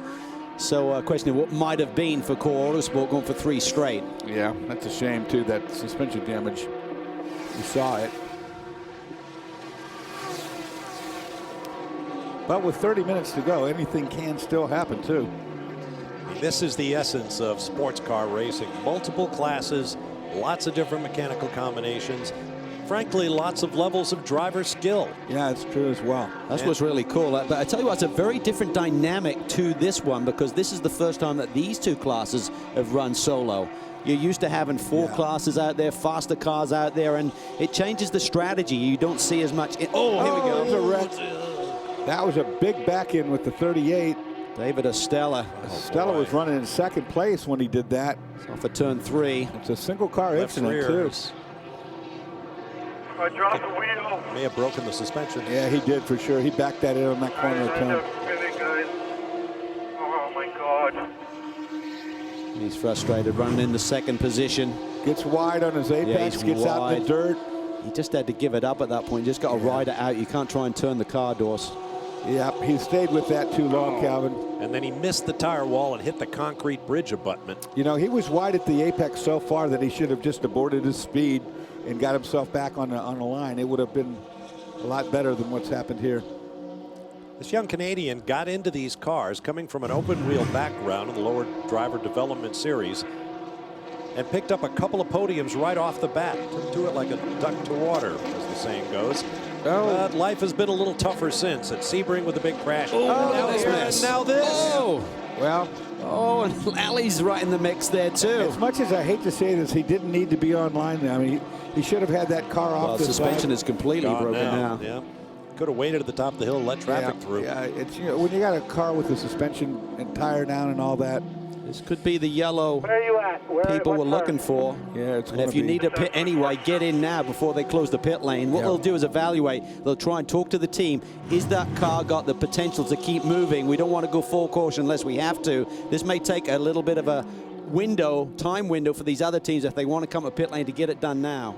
Now the 59 there, is that 59 or the red and white Porsche? That move in my mind is questionable. 58. That's Jan Halen.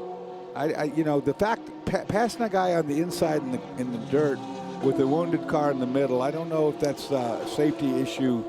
Give him the benefit of the doubt just because that car was so wounded that he was trying to get around and obviously off the pace. I think he looked at that opportunity to pass the other car, though. Let's see what happens with that. There we go. We talked about it. You got to come. If you're going to need fuel anyway, you got to come now before that pit lane closes. Let's listen to the radio. When Ranger took 2 tires, it meant that he's only 39 seconds behind us now, and it's going to take about 40 seconds to take 2 tires. If we take 4 tires, we're going to be third. If we take 2 tires, we will be second or first. It looks like the decision was 4. Jamie?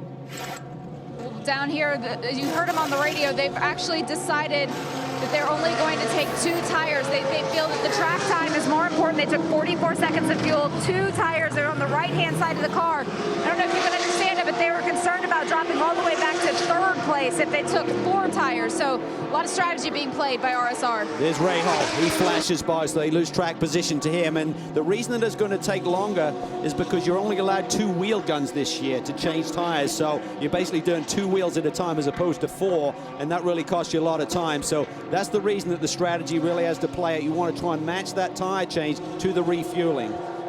And at pit out, he almost had a problem with those 2 tires on there that was still one. And the 2 tires that they just put on, the car wouldn't turn. He almost went right off into the wall there. When I saw the tire changer go to the right front, I thought, well, this has got to be a 4-tire change. It never dawned on me that they would change the right sides only. I thought they'd go for both rears. Well, you do have a few important right-hand corners, but most of the corners here are obviously the left-hand corners, clockwise circuit. So that's the ones that are really loaded, and that's the ones you want to get the maximum grip from. So we've seen it happen before, and it's going to be a bit quirky for him on this first lap or 2. I was going to say, for a lap or 2, you got a mismatched car. The car doesn't want to turn one way, wants to skate around on you. The reason they made that call was they are expecting maybe a full caution period with that stranded car there up in the corkscrew area. Apparently, race control has decreed there will be no caution. David Estella got that crippled PC car off the racing line. So we will continue under green. Boy, what an impact that would have made on strategy to the end of this race. We'll take a break and return to Mazda Raceway.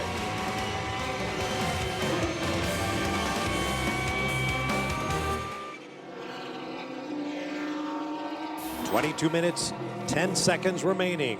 in the first of 2 sports car races here at the Continental Tire Monterey Grand Prix, powered by Mazda. On Fox Sports 1, there is Sean Rahal, currently second in the PC class. And there's the class leader, the number 8 of Renger van der Zande. The question is, will the leader have to stop for fuel?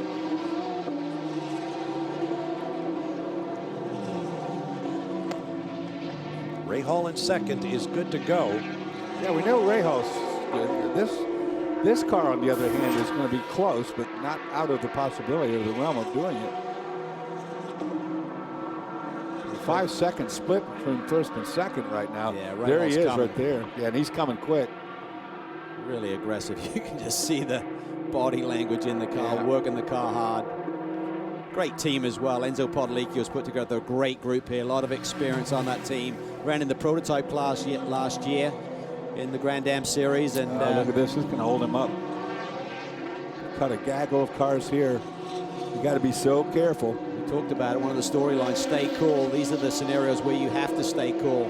You know someone's charging you down, but you can't afford to make a mistake and get involved with someone. It's so easy to try an outside pass and get all that clag on your tires, and then you either go off the road or you're just slow.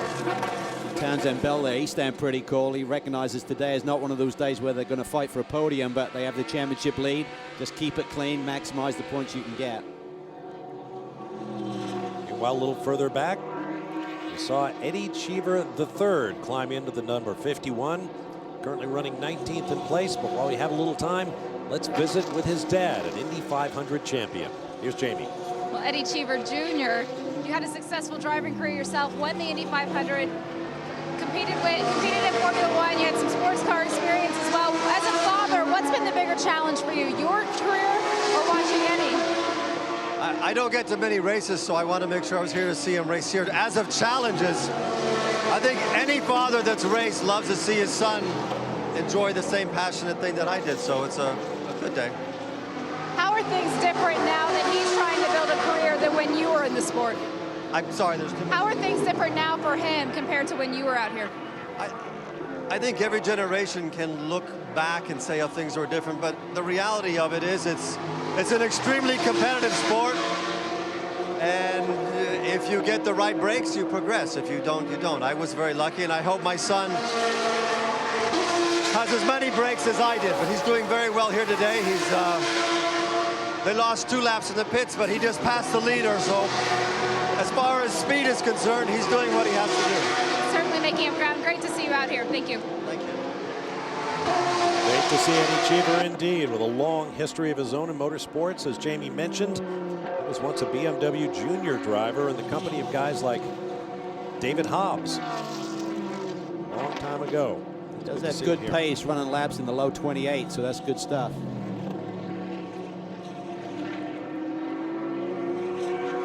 You're just winning the P1, your overall leader right now? Sounds good to me. Let's hope for no yellows.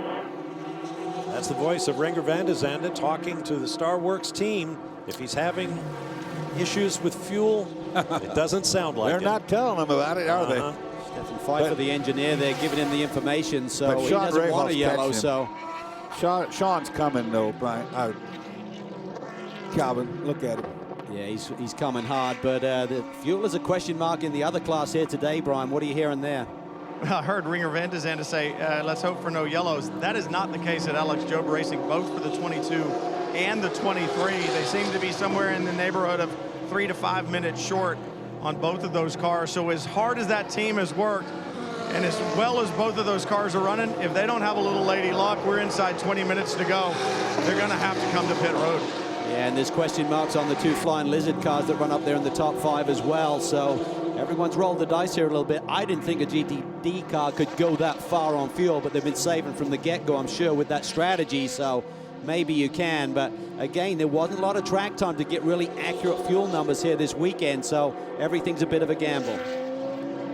There's Spencer Pumpelly continuing to lead in GTD by about 6 seconds over the number 22 Porsche right there in the hands of Lee Keen. Dramatic twist still to come here in Monterey. Stay with us.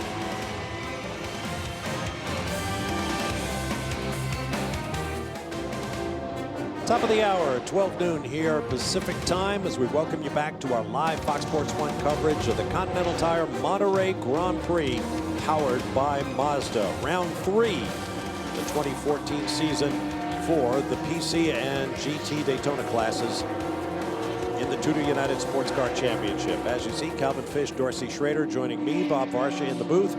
Jamie Howe and Brian Tiller down in the pit lane. And we've got about 13 minutes, 45 seconds remaining, and a lot of questions still to be answered. Yeah, I tell you what, there's a lot of fuel mileage issues, but I tell you what, two guys on a charge. We talked about them earlier in the event. They took that strategy of pitting for fuel.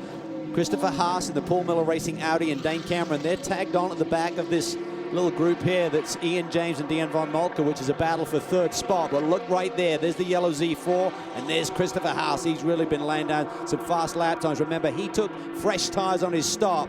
The Turner Motorsport guys did not. There's the battle. Ian James right there. He's in third. Then you got Dean Van Moltke. Fourth, Cameron Haas. Cameron Haas, really, I don't know if it breaks their momentum. It's look at that. No problem up the inside. Well, I think Dion may be having to save fuel as well. And how you save fuel around here is typically by rolling out of the power into the brake zone. And Dane just pounced there. And I think he's having the issue forced a little bit. Even though he wanted to charge to the front, he can see that Audi looming in his rearview mirrors as well. Yeah, they're definitely on fuel conservation mode up there, and you can see him roll out early for these corners. Leaves them under attack by the guys that have good fuel. 58 is in the pits. Well, this is an indicator if Porsche needs fuel, Brian. One of them is in. I talked to Martin Snow sitting on the box, and he said, I don't think any of the top 5 cars have enough fuel, so they're going to go ahead and play their hand. They're going to put fuel in it. They're going to put 4 new Continental tires on it and try to make up the ground that they're sure to lose on this pit stop. It'll be interesting to see what the other teams do and when they follow down pit road. Boy, fuel was done way before these tires. Yeah, this is going to cost you about 8 seconds. Look at this. Yeah, this is going to be heated. The leader and the second place car, PC, right behind as they work the traffic. Remember, the GTD cars, they're in a race of their own. Ray Hall's caught now. Oh, he slices it down the inside and he touches him. Round he goes. Forced the issue too much there. Went to the inside of Cameron. I'm not sure James saw him. Sliced it down to the inside of turn 10. Really there wasn't enough room there to do that. He had There's to enough pinch of the gap car. to fit in the middle of those 2 GTD cars. You know, he had to pinch it, and that's what's caused the spin now. What a break for Renger. Yeah. Oh, boy. But Renger's right there. I don't think Ray Hall hurt the car. I don't think he hurt the tires either. I think he can still charge. Talked about his aggressive nature. Great to see, but just forced it a little bit hard there in traffic. Could see the leader up ahead. Only 11 minutes on the clock. Had to go. Watch this. Yeah, that's a dive. Goes to the inside of Cameron. I don't think James expects him to be there. He took away enough of the line that Sean had to pinch the car a little bit and turns it. This angle, now there appeared to be no contact. Sean just had to pinch the steering a little bit, maybe got those right sides on the rumble strips a little bit, Dorsey. Yeah, he did it on his own, Calvin. He got down in there and he had to pinch it off or make contact and set the car in motion. I don't think he hurt anything. The word for the pit lane is the pit crews for the 22 and 23 from Alex Job Racing, running second and third in GTD. May be making a stop in just a moment. Meanwhile, let's get more on the 8 with Jamie. Well, I just checked in with the team, and the engineer, Stefan Pfeiffer, said everything on the car right now is perfect. They have absolutely zero concern on the fuel, to the point even as you heard on the radio, they are praying that there are no more cautions. They want to hold on to the lead that they have and bring it all the way to the checkered. They have a little bit of a gap right now, so they can start to conserve some fuel should they need to, but they are not concerned about it. This is a great story for Starworks and Peter Barron. He works harder than anyone in terms of trying to get his programs together. He said it was one of the toughest off seasons that he's ever had in trying to get his programs running for this year. This would be a great fill-up to that team to get a win here at Mazda Raceway Laguna Seca. That body work has been flapping basically for 3/4 of this race. Yeah, I think it broke a support brace early on, and I was afraid it'd get worse, but it really hasn't. It's hanging tough. You see Lee Keane, he's one of the guys who's potentially in fuel trouble, and with that snow racing Porsche making a pit stop, most of these Porsches are going to get similar mileage. Question is on the Audis. The leader, Pompelli, can he make it? Looked like Dean Von Moltke was rolling out of it a little bit early, trying to save fuel too in the second Flying Lizard Audi. They'll be close if they make it. So right now the leader in the overall says they're safe on fuel. Well, Sean Rahal in the second place car now has mirrors full of Bruno Junqueira in the 09. Meanwhile, the GTD class, Spencer Pumpelly, does he have enough fuel in that Flying Lizard number 45 Audi? The 22 passes up the pit in. Jamie, what do we know about the Audi? When I asked his crew chief and strategist, Thomas Baum from Flying Lizard Motorsports, he kind of shakes his head side to side. They're going to risk it on this one. They're going to leave Spencer out there. They believe they have enough. He's been conserving since the very beginning of his stint, both on those rear tires and on the fuel. However, the sister car, the number 35, they're all set on pit lane to bring Dion von Moltke in for a splash. That's the key. They gave him the information. They told him the strategy right at the beginning of the stint. And there's nothing worse as a driver when you've been driving flat out and then they suddenly say, save fuel. Right. You need that information as soon as they're going to make that play. All the work you did, all the chances you took now become moot, you know? And we mentioned earlier that the 45 had about a 6-second lead, so maybe he could lift out even more. If, in fact, Spencer Pumpelly has been conserving fuel, he still has a 6-second lead. Still a tight battle for third. Ian James continues to hold that position down. Cameron and Haas right behind him. A little bit further back in the GTD field, there's the 48 of Haas. Dion von Moltke in the 35. And they've got a PC car coming up quickly from behind. That'd be a tough gaggle to get by, too, because they're running pretty quick. Ian James made it sort of like easy work for Dane Cameron to get that position earlier in the race. But right now, with only 7 minutes on the board, he's not going to make it easy. He doesn't want to give up that podium. Cameron trying to get close as they make the run down to 10. Cameron to the inside, Cameron takes the position. Power move, too. That's why he wanted to be close. Little wiggle there. Oh, James hits pit lane. He needs fuel. Look at this. This is tight. Chris. PC car to the inside. Separates the front two. Now, did he pit because he got past, or was he planning to make that pit? The pass came because he was pitting. The key is if he's in, his sister car, the 22 car, Lee Keen from Alex Job Racing, will he need to make a similar move to pit lane for a splash of fuel? You would think so. To Brian Till. No tires up on the wall. Will be fuel only. They splash. Gone. Once again, this is a 2-race weekend here in Monterey. Well, actually, it's a 9-race weekend with some 200 cars on the property. Great ticket value for the fans. But these cars, the PCs and GTD cars, are normally buried in the pack when the prototypes and GTLM cars are all on track. And because those classes are faster, the drivers have to drive defensively, watch their mirrors, and so forth. Here, the racetrack is theirs to race flat out. This is going to be a great little battle here. Obviously, big question marks on the front two cars. In terms of Spencer Pumpelly, we're hearing that the fuel alarm is on for Lee Keen. Question is, how many laps does that give you? They need like 4. Typically, that's not going to happen. Now, I think 2 is most any of those ever go. You get that fuel alarm. He's coming. He's coming. He gives up that second spot. So that battle on the racetrack is now for second. Big question mark now is, has Spencer Pumpelly been saving enough fuel in that lead Audi? Watch your pit lane speed limit now. You don't want to throw that away. Oh, boy. There's Dane Cameron in the bright yellow 94. He's now the second place car in class, followed by Christopher Haas and Dion von Moltke. To Brian. Same deal. It'll be just a splash for Lee Keen, and then he'll be back underway. You really wonder if perhaps no racing strategy wasn't better. If you're in doubt at all, come early so that you can make up that ground. Everybody playing a different hand down here. We'll have to see how it plays out. Speaking of different hands, I think that BMW Z4, I mean, Dane seems to be struggling for grip. Remember, they didn't take tires. The Audi right behind him, Christopher Haas, did. That may be a factor right now. He's hanging on. Christopher just let his intention be known, too. A little chrome horn. Yeah, Haas and von Moltke and the Audis appear ready to pounce. Yeah, they do. So the 2 Flying Lizard cars didn't pit when Paul Miller did with their car that currently sits in the 3rd spot. So they got less fuel on board of the Lizard machines that lead and sit in 4th spot with Dion von Moltke. Boy, the tires could be the Achilles heel now with that BMW.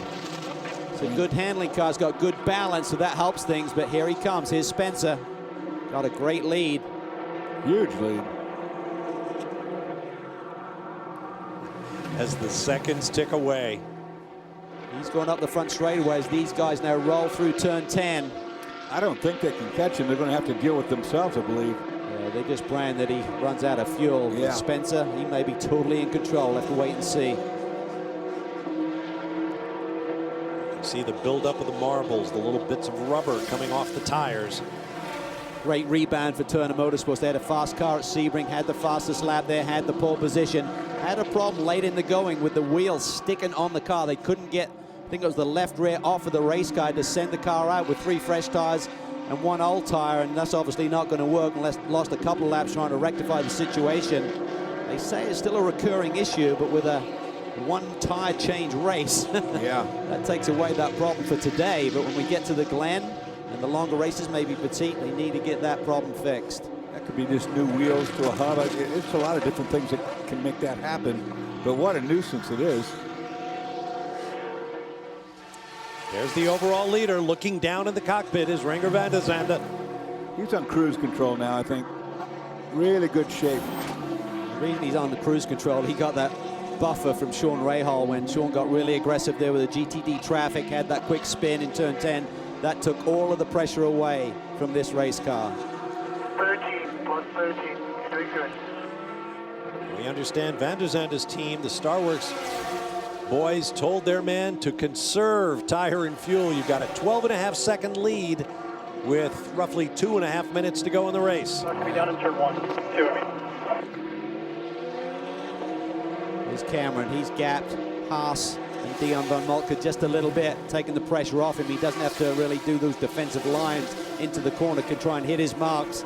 But as you said, Dawes, he's not going to catch Spencer on pace. He's just got to pray that Spencer's not got enough fuel at this late nobody's stage. going to catch Spence on pace. And a little bit of question, one of the back markers in trouble for a minute. 2 laps maybe remaining in the event? Pretty much 2, I'd say, yeah. And it's all about fuel now. Yep. The cards are dealt. I mean, they're not going to come in. Look at the sand when you run offline there. You saw Cameron there dive to the inside between turn 3 and 4, and just a sandstorm. No sign of a white flag as the overall leader crosses start finish. Be 2 more laps now, so that's good news for Cameron, because that means that the race is going to be extended a little bit. Race time is based off of the overall leader, of course. Yep, 1 more lap to run out of fuel. What Spencer Papelli's thinking right now.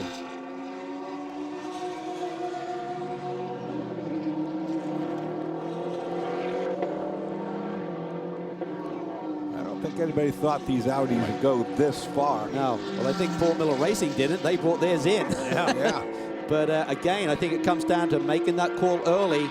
You see Turner, he's pretty frustrated. They made that strategy call, thought it was the perfect one by bringing Dane in early, getting him topped up with fuel. With about an hour to go, he can't believe that that lead Audi is still running out there. And I think you're right about Dane Cameron dealing with grip issues. You saw him come sliding down through the corkscrew. Yeah, I don't think this battle for second is over. No, Haas has got more grip underneath him. Haas put that car on pole for the season opening Rolex 24 at Daytona. So he is quick and the car can take it.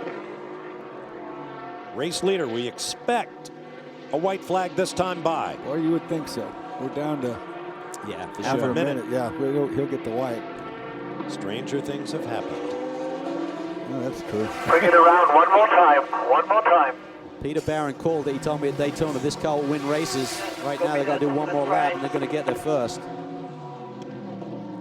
It's a really cool element here at Mazda Raceway Laguna Seca. There are 2 top speed indicators on top of the spectator walkover bridges, 1 at start finish and 1 in the run between turns 4 and 5. And you might have seen Renger van der Zande crossing start finish at 136 miles an hour. So a couple flash through at 138, 136 to 38 is a pretty good number. Yep. Still accelerating too. Oh yeah, definitely. You got a long way to Big stand save here. on fuel, big save on fuel, plus 15, plus 15. It'll be your last lap. We haven't seen any fuel pressure drops, but Wow. Yeah, they're just reminding him, don't get excited, just really focus. White flag. And the worst part is when you climb from turn 5 all the way to the top of that corkscrew. That's right, you're working that engine. And all that fuel goes to the back of the fuel cell. Depending on where your pickup is, it can be a problem. Well, that's a good point too. It starts sloshing around. We've seen Audi do it so many times before in sports car racing with their big prototype cars, the mileage that they used to get with their TDI technology, and here in the GTD category, can they do it today? We'll see them again at Le Mans in a few weeks here on Fox Sports. But right now, it's about Renger van de Zande and Starworks with those classic motoring Martini livery on the car. Nice job, buddy. Nice job. Nice job indeed. Van de Zande takes it. Nice job, guys. Now that's great. And now we'll look for Spencer Pumpelly, our GTD leader. Yeah, he's got about half a lap to go here, I think. Congratulations to Mirko Schultes as well, who co-drove that car with Van der Zande. And here is Pumpelly. From this point on, he could good. coast. He's on the Running, downhill. he's out. Oh, he's out. Negative, I'm coasting. Oh, we talked about it. Oh, Kenny, he's going to get caught Rolling up. the dice. Well, he had about a 11-second lead. He almost needs to kill the end. Oh, here comes Cameron. Here comes Cameron. Here come the leaders. Here come the leaders, buddy. I'm sorry. Half a lap. Wow. That's the lead of the motor race. Cameron takes the lead. That's it. Cameron comes through. One corner. But Haas is right there. Can the Audi catch the BMW? It's a drag race to the finish. Oh, it's going to get close. He won't reach it. Dave Cameron will win for BMW and Turner Motorsports. Unbelievable. Wow. We mentioned Will Turner couldn't believe the Audi could go that far on fuel, and it turned out it couldn't. 100 yards. Look at this. He's not even going to get up the hill to the stripe. This is going to kill him in the championship. They're losing the race win right now, but they're also losing valuable points by the second. Think he's happy? Oh, got enough fuel for a celebratory donut. Wow. And there is Pumpelly. That's a sad picture. He drove a brilliant Man, race. I thought we Look had at it. that. That's as bad as it gets. Here's the checkered flag. All you have to do is get here. Yeah, I know. And you've got one of the best strategists in the business in Thomas Blam on the radio, working the numbers there, and they very rarely get it wrong, but they just roll the dice. They did roll the dice. They knew they could run out. They knew full and well that that was the consequence that they might pay, that they just did. Our Audi move of the race. Well, I suppose you could point to the pit stop, but this was the moment of drama. Spencer Pumpelly out of fuel after leading through his entire stint. Dave Cameron comes through and holds off Christopher Haase and Audi to claim the victory for BMW. What a motor race. That was cool. Oh, my. Congratulations to Turner Motorsports for their victory and to Starworks for the overall win and the PC Class Trophy. We'll take a break and return live to Mazda Raceway Laguna Seca.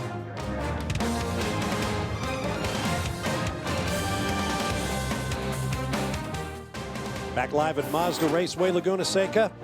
Don't forget, coming up at 5:30 p.m. Eastern, live on Fox Sports 1, the Prototype and GT Le Mans battle. 2 hours of sports car racing here in Monterey. Down to Jamie Howe.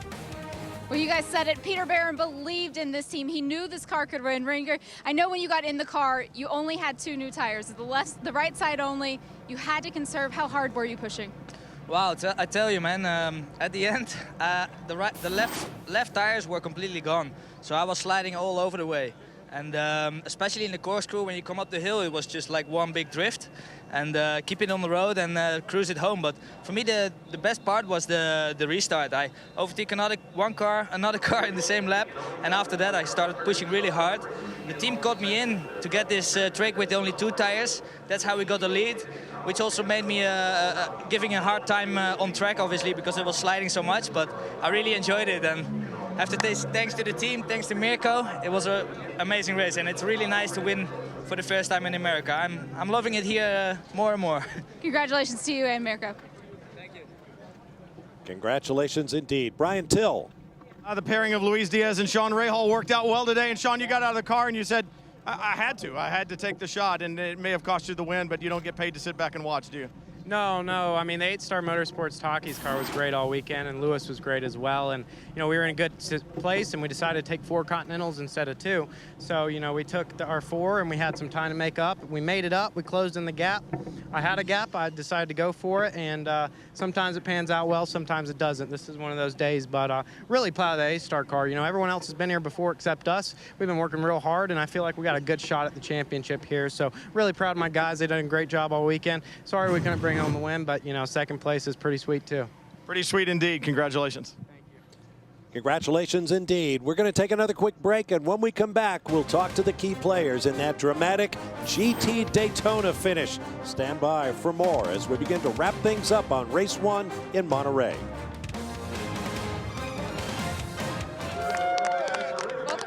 Victory lane here at Mazda Raceway, Laguna Seca. It was one of the most exciting finishes in racing history right here today in the GT Daytona category. Dane Cameron, your team owner, Will Turner, he doesn't have fingernails left after watching the end of this race. What was going through your mind? Well, they don't tell me what's going on, so I was just driving around. I had no idea if we were 10th, 1st, 2nd. All they would tell me is that we were racing the 48 there for the win. So he was making it really difficult for me. We were getting into each other a little bit, but that was good fun racing here.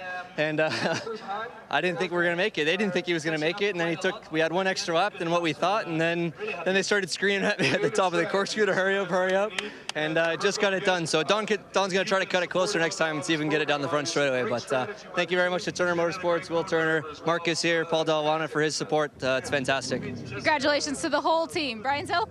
Well, Bryce Miller and Christopher Haase had a great run. Bryce, good opening laps. But Christopher, you at the end, did you need another lap or just another 100 meters? I think another 100 meters would be the right, yeah. It was quite close, as we saw on the TV. It was a great fight under all of us. It was just amazing. It was an amazing race, but really tough, and I had so much fun. I enjoyed it. It's great to be here. And after the trials and tribulations they had at Sebring, it's a great finish. Someone to celebrate, Jamie. This is one to not celebrate so much for Spencer Pumpelly, Flying Lizard Motorsports. We thought you guys had it. Your team thought you had it. At what point did you realize this is not going to end well? When I got to the top of the corkscrew and I finally lost the fuel pressure and the car started to coast, I thought there's a small chance the downhill run will get me there, but I knew getting around turn 11 start finish was going to be impossible. So, you know, the heart sinks. The guys work so hard. Everything was telling us that we should have been okay, so I'm not sure if we're not getting everything out of the tank or the data we're getting from the car isn't correct. But either way, trying to stretch an extra 10 minutes out of the stint is an impossible task, and we almost did it. So I'm proud of the guys, proud of the job this week, and just missed by that much. Heartbreaking finish for sure. Guys? Well, it never fails. Just when the announcer experts say he could coast to the finish from here, he has to, and he couldn't. Dramatic moment for sure. Checking the standings after the third round of the championship. Tie at the top. Valenzuela came in here with the lead. Potter and Lally, another good finish here today. They got on the podium. The last minute there was Spencer's problems. Spencer and Canache Jr., well, they'll be bitterly disappointed, Dorsey, but a great run nonetheless. Yeah, that's a really close look down all the way through the 6 to the bottom. And they're still very close, just 4 out for Canache and Pumpelly. 3 different marks pick up the first 3 victories of the season in GTD: Ferrari, Porsche, and BMW. And as you can see today, Audi is knocking on the door. You can't make it much closer than that or much tighter. I mean, how much better can it get than that? That was a fascinating battle, and I mean, this 2-hour format, it makes really tough to make the right calls. And here we see the PC standings. Braun and Bennett continue to lead despite problems here today, but it's very tight there at the top. Renger van der Zandt with the victory comes within 3 points of the lead, and a long way to go this season. We hope you've enjoyed race 1 of our Monterey doubleheader here on Fox Sports 1. We'll be back at 5:30 Eastern Time, 2:30 Pacific, with the nightcap, if you will, in the Continental Tire Monterey Grand Prix powered by Mazda. For now, for Calvin Fish, Dorsey Schrader, Jamie Howe, and Brian Till, I'm Bob Varsha. See you at 5:30 Eastern for the ground pounders of Prototype and GT Le Mans from Mazda Raceway Laguna Seca. So long, everyone.